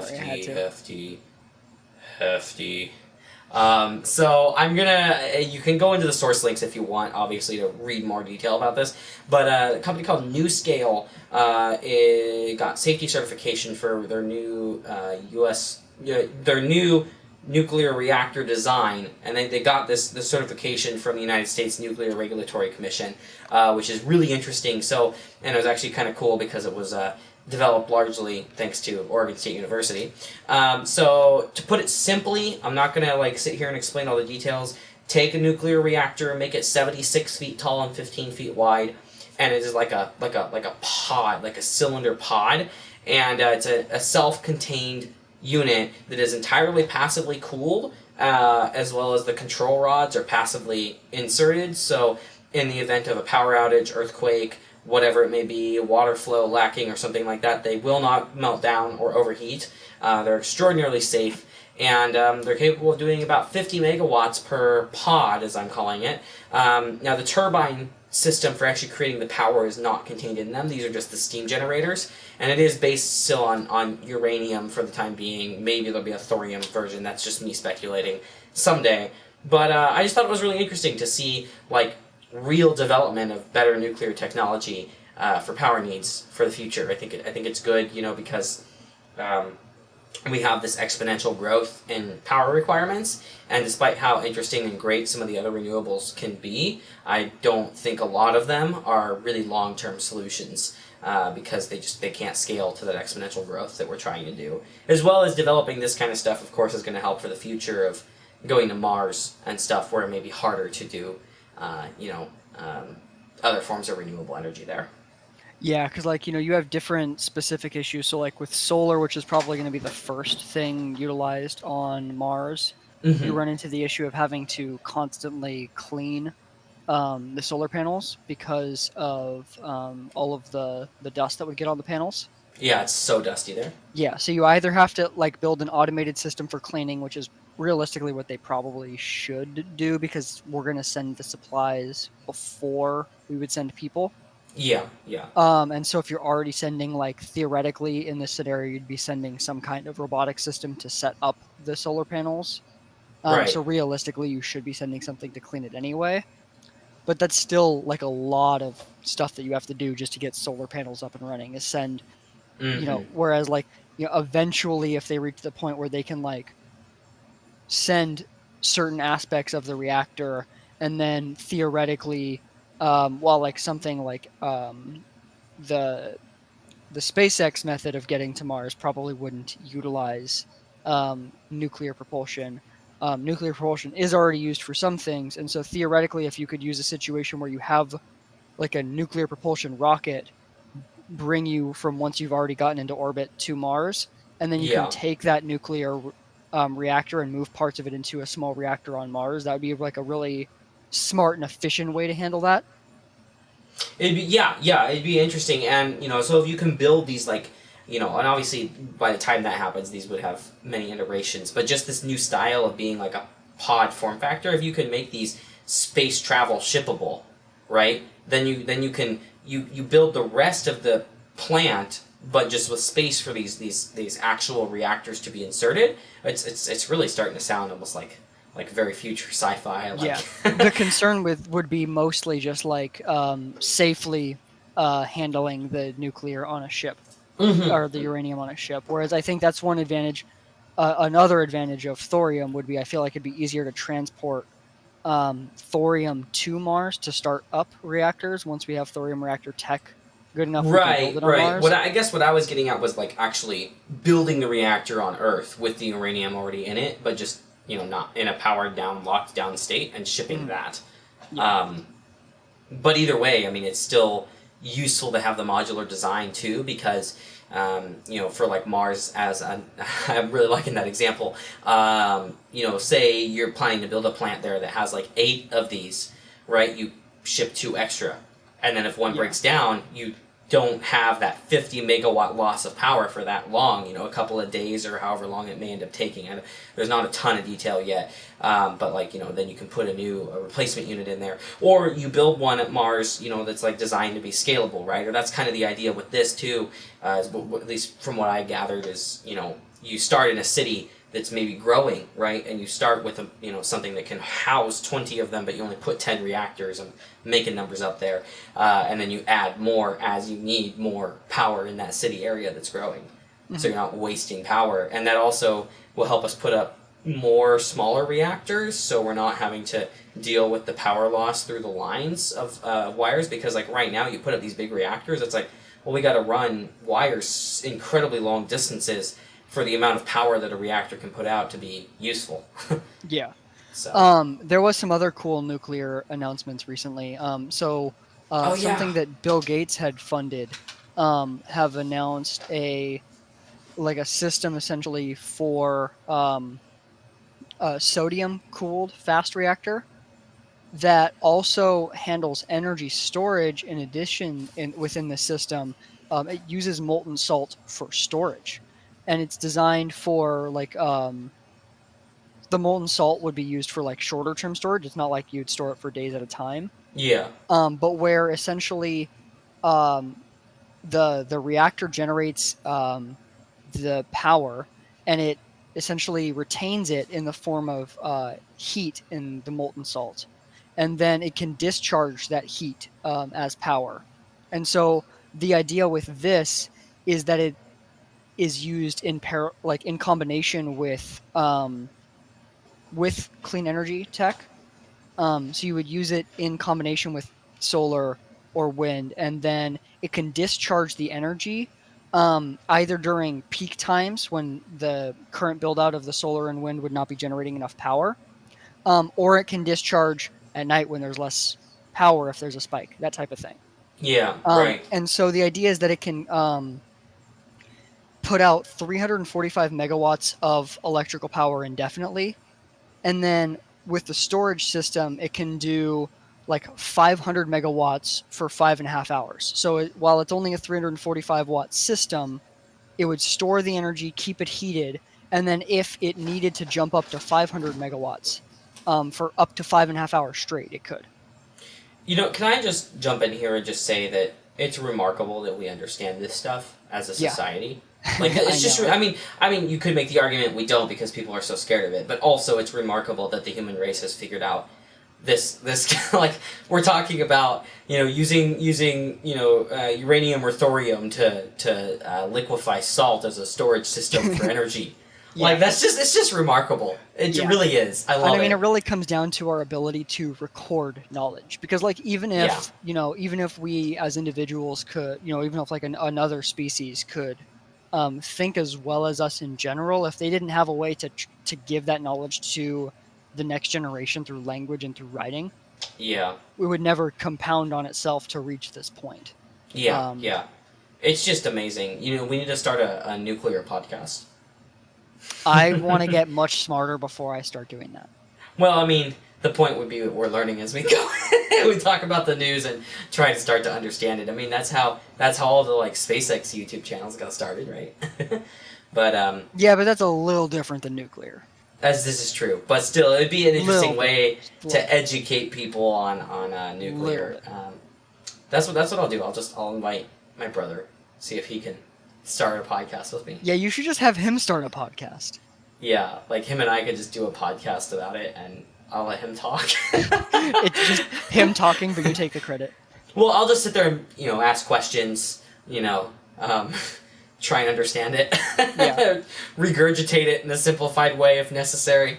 But, yeah, so I thought that was interesting, though. A lot of interesting nuclear stuff happening, and I think there's a certain person we have to thank for it named Andrew Yang, so... I mean, like, a lot of this stuff would already be on the way, but what we do need to thank Yang for is the fact, in my opinion, that the Democratic Party, for the first time in 48 years, has put nuclear on their platform. Yes, big deal. Yeah, that's a pretty big change, because, while Cory Booker was also in favor of nuclear, he wasn't actively pushing it. He had mentioned that he does agree that it is part of the solution. Mm-hmm. Whereas Yang made it a core part of his climate plan. He even fought against criticism because he understands the science and the necessity of it. Well, yeah, that's the other thing is regarding the climate issues is it's like we're always fighting over what the next solution is, but we've known how to produce clean, relatively clean power for 60 years. Yeah, and if we were to be putting in the effort for thorium, it would solve so many of the concerns about nuclear anyway.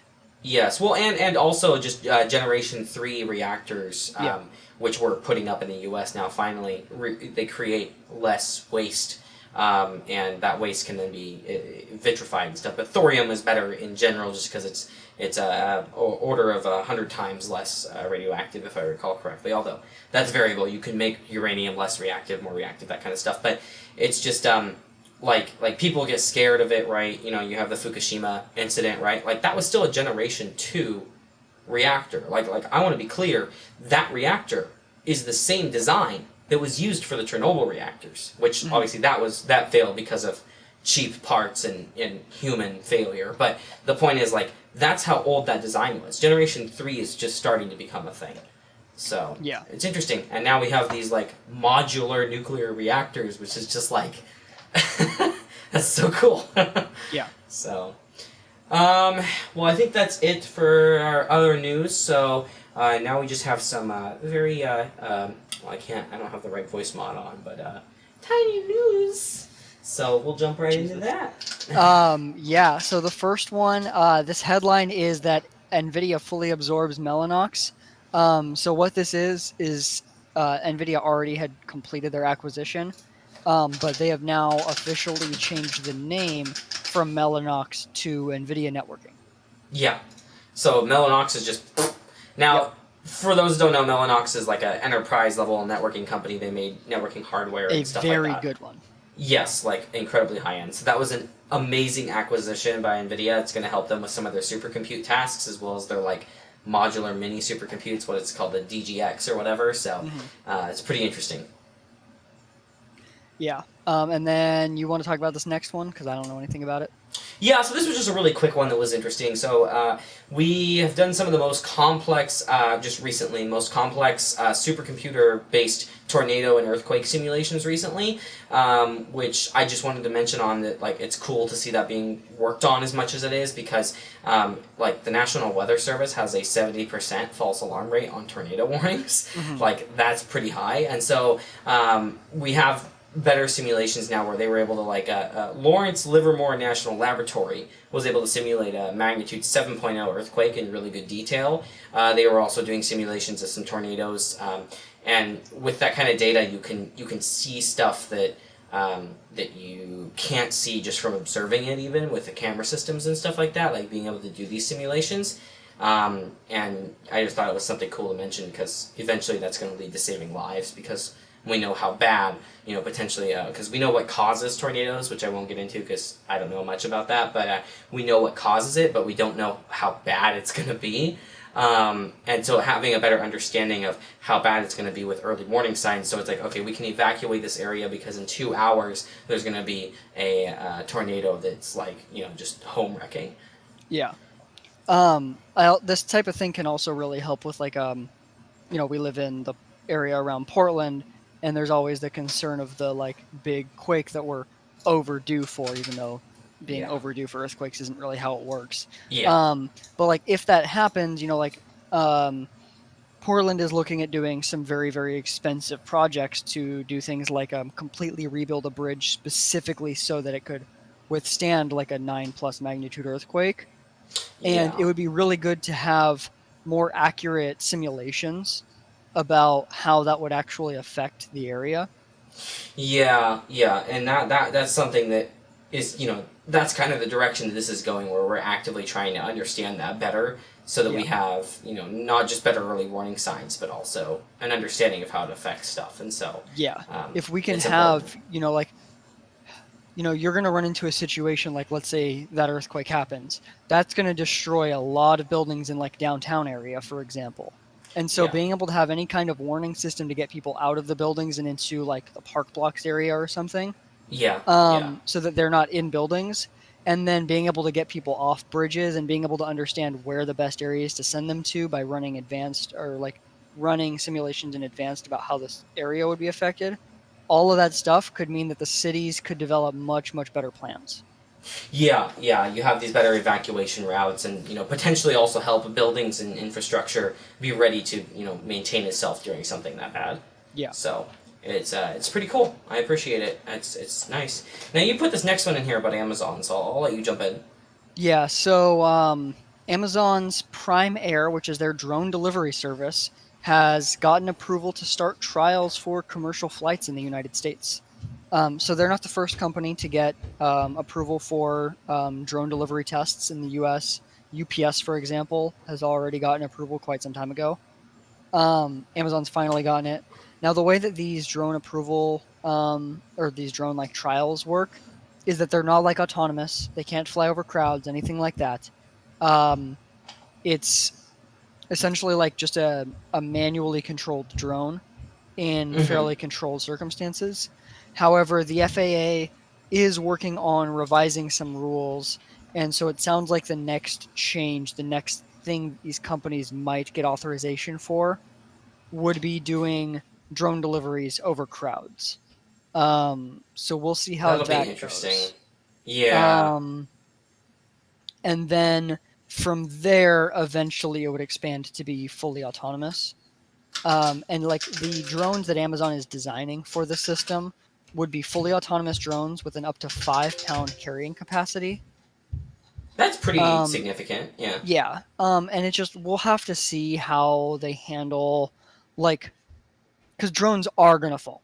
It's going to happen. A bird might take out a drone. We've seen it happen before. Um, Yeah. How do you some make them em- safe when that happens? some employee might fuck up putting a package on there every once in a while, or the automated system. More likely, it's going to be an automated system putting the package on there. But that might, every one out of even if it's one out of every 100,000, that means that every once in a while, one's going to fall. And if Yeah. one out of every 100 that fall over a crowd, well, a 5 pound box falling over a crowd is potentially going to kill someone. And then the drone even worse. Yeah.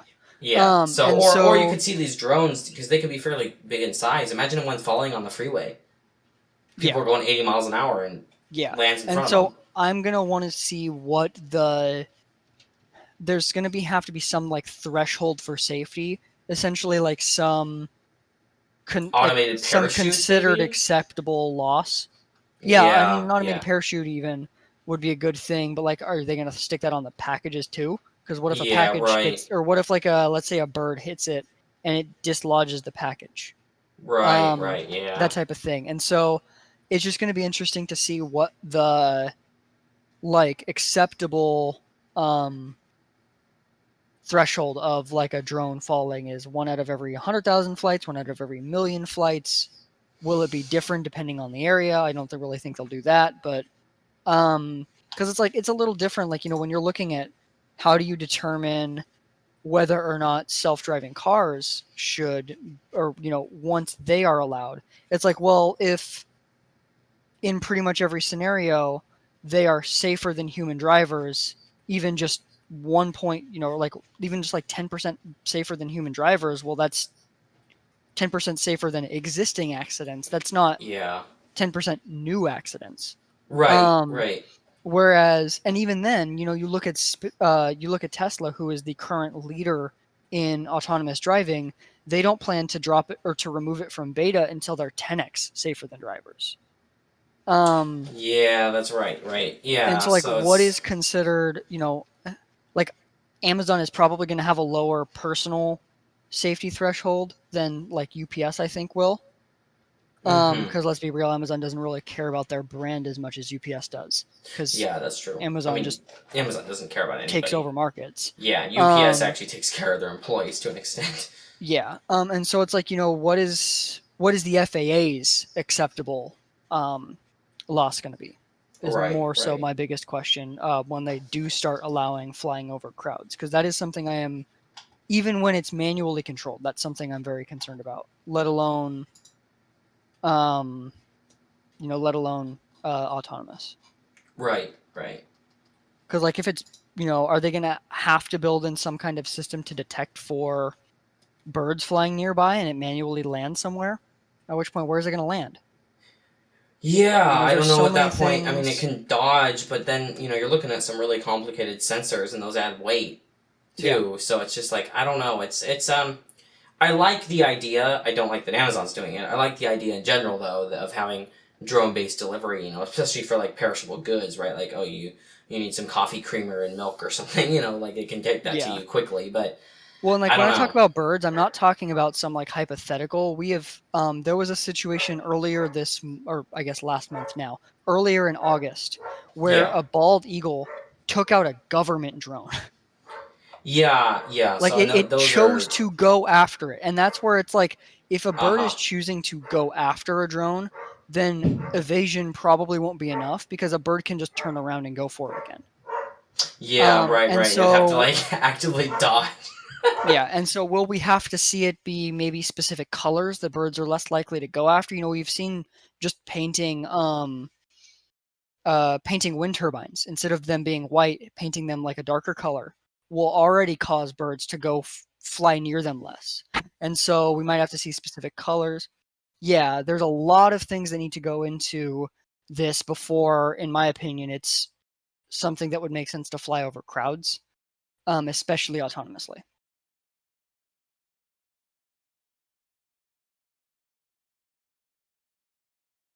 Oh, it's fine. Yeah, no, that's fine. And then the other thing too, the last thing I want to mention on this is, like, I don't think that the US is in that great of a position long term for drone delivery. There are some countries, I think it's Singapore, where part of their new building code they introduced a year or two ago included that like apartment buildings have to now start putting in things for handling drone deliveries. Because like, we're moving into a situation in most areas in the US where single family homes will disappear. You're muted, by the way. Okay, it seemed like you were talking, so I was like, I am. I'm yelling. oh, okay. Um, where, single family homes, for example, again, we live in the Portland area. There was recently some code changed so that pretty much any property can now be, I think, like up to like 6 homes. Things that were previously zoned to be single family can now be up to like 6 homes. Well, that's fairly easy to handle with a drone delivery. You just put the package in front of the door, but you can't do that with apartment buildings.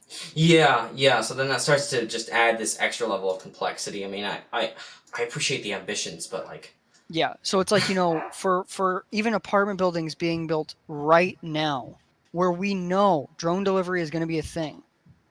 Like, you can't yeah, really do drone delivery to it very easily. Like, I work in a high-rise building downtown. Drone delivery is not going to be a thing for our residents at all. It just won't happen. There's no way that it can happen with the way our building is set up. There's no like way that drone deliveries to the roof is going to be viable. yeah. It's just not going to be a thing. There's And just I so know, much infrastructure that has to change if we're going to start doing it. yeah. And so it's Yeah, like, that's where it's like, we need the building code now for this type of thing that is 10, 10, 15 years until widespread among consumers, because 10, 15 years of building development is a lot of building development. and it's It's just not significant. Yeah. happening. And so it's like it's just such a weird thing where it's like one of these things that once the safety gets there, it could be such a dramatic improvement in the way that we handle packages. To It could get so many cars off the road that it could free up traffic. It could help with emissions because it's taking out a bunch of vehicles that currently are gas powered. It has so many benefits outside of the fact that it's going to take away a lot of jobs, unfortunately. But it has a lot of benefits, and we won't be able to utilize them as more and more people live in buildings, like apartment buildings, rather than Yeah. apartment complexes, or rather than live in single family houses. Right. Yeah, there's so many sides to it, and so it's just like, we're just now getting to potential approval to even really like kind of start trying it. So Yeah. And it's going to mean giving companies even more data, because now yeah, Amazon's going to have to know every single building, whether or not it is single family home, whether it's an apartment building, what type of apartment building, because, like yeah, a garden style apartment can easily, dedicate a certain spot of land right near their like office building to be like a spot for the packages to get dropped off. It wouldn't be that hard. You can't do that in a high rise unless the roof access is already something that's accessible to residents, at which point you'd still have to physically build new things for that to work. yeah. Um, I mean, maybe it'll work in some areas where, like in New York, where roof access is more common. But Maybe, yeah. I mean, there'd have to be. It'd be easier to build something out at least yeah, to accept packages as roof access at that point. But yeah, it's um, still, yeah. There's a lot to think about. yeah. And then like the last example I'll use as to just types of buildings that could complicate this is there's a building in downtown Portland that has windmills on top. So if you fly a drone over that Yeah, building, that might be a problem. yeah. That's gonna be. Yeah, I think Yeah. there's a lot to think about, and I mean, I definitely want to see it come to play at some point, but I'm skeptical of, how possibly soon that could be. Yeah. And it's like So, it's the type of thing where the FAA is a federal organization, but realistically, it's the type of thing that cities, in my opinion, should be individually approving when the drones can go there, because hmm the complexities are different for different cities.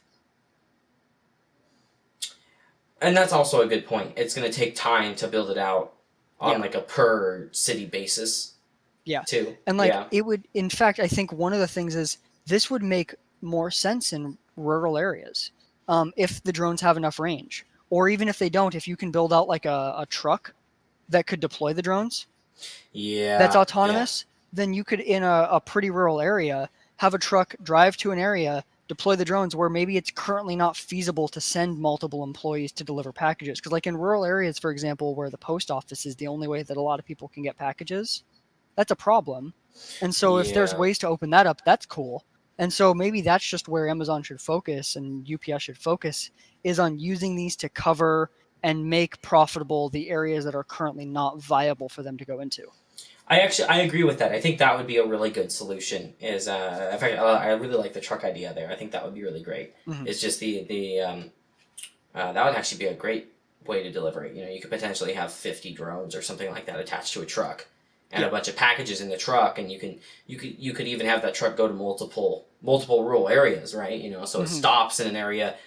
Drones go out, drop off 10, 20 packages. Then next area, drones drop off another 30 packages. Yeah. 2 hour drive away, and could potentially be really useful for rural areas that are maybe also more difficult to get to, like mountaintops type stuff. Yeah. Right, where the truck can take them up there, and that might use a drone that is more powerful and potentially more dangerous to go through the thinner air, but it's safe because it's taken up by a truck part way. Yeah. So And I feel it's, like that's the more those areas wouldn't innovative. have crowds. And Yeah. yeah, that's the more innovative way of doing Mm-hmm. it, instead of like focusing on cities. Just doesn't make a ton of sense. Yeah. Like, we kind of have solutions for that, for a lot of that stuff already. Um, well, I think that's actually, I think we're pretty much wrapped up then, aren't we? Yeah. Yeah, so, I think that's it. thank you everybody for watching, and I hope everybody enjoyed. This was WordCast 80. We did a lot of I think there's a lot of good news actually this time around here. I really like some of the discussion here. So Yeah. And if you've watched to this point, let us know if you're going to be buying any of the RTX 30 series cards, which ones you're leaning towards. I'm interested to see, any of the few people that watched this far into the podcast. If you're the higher end user, 3090, 3080, or if you're thinking yeah. 3070. Yeah, definitely. Let us know in the comments down below what you're considering buying, or if you're going to be like, I'm waiting until Big Navi because you want to go that direction. I mean, AMD still has stuff going for them in terms of generally more VRAM for the money and better Linux drivers and better support for server-based stuff on consumer hardware. So, and it's easier, for developers to optimize for RDNA 2 since RDNA 2 is what is generally being used by next-gen consoles. Yeah, that's also a good point. And then to top that off is a lot of AMD stuff is a little more like open source and stuff like that too. Yeah. So there's a lot of good there. Well, thank you everybody for watching, and we'll see you all in the next one. And I do finally have a review. I finished filming. I just got to do the editing and stuff of my Model F keyboard coming out. So for those that have watched this long, which is probably like 2 people, stick around and watch that review. So I expect at least 2 views, or I'm going to be mad. For those 2 that are watching right now, if you don't watch the review of this keyboard, I'm going to be frustrated. Yeah, we should start putting like links at the end of a video that's like a secret link for something, just to see if anybody actually watches this far in. I like that idea. Or potentially doing like giveaways, but it's that's like what I was at the very thinking, end. Yeah, it's like, oh, we're giving away, like a Stream Deck Mini or something, something small. But it's just like, just to see like, oh, if you're the only guy that watched till the end, you're gonna get to win a lot of stuff. Yeah. So yeah, that's a good idea. I may start doing that. Start just giving away things here and there. So, well, thank you everybody, and we'll see you all in the next one, which is actually probably gonna be like out almost exactly a week after filming this one, because that's how it works. But well, it might be around the same time, because Labor Day is probably when we'll film it. That's true. Yeah, so alrighty, well, thank you everybody, and I'm gonna click the stop button now, because that is what you do to stop a podcast.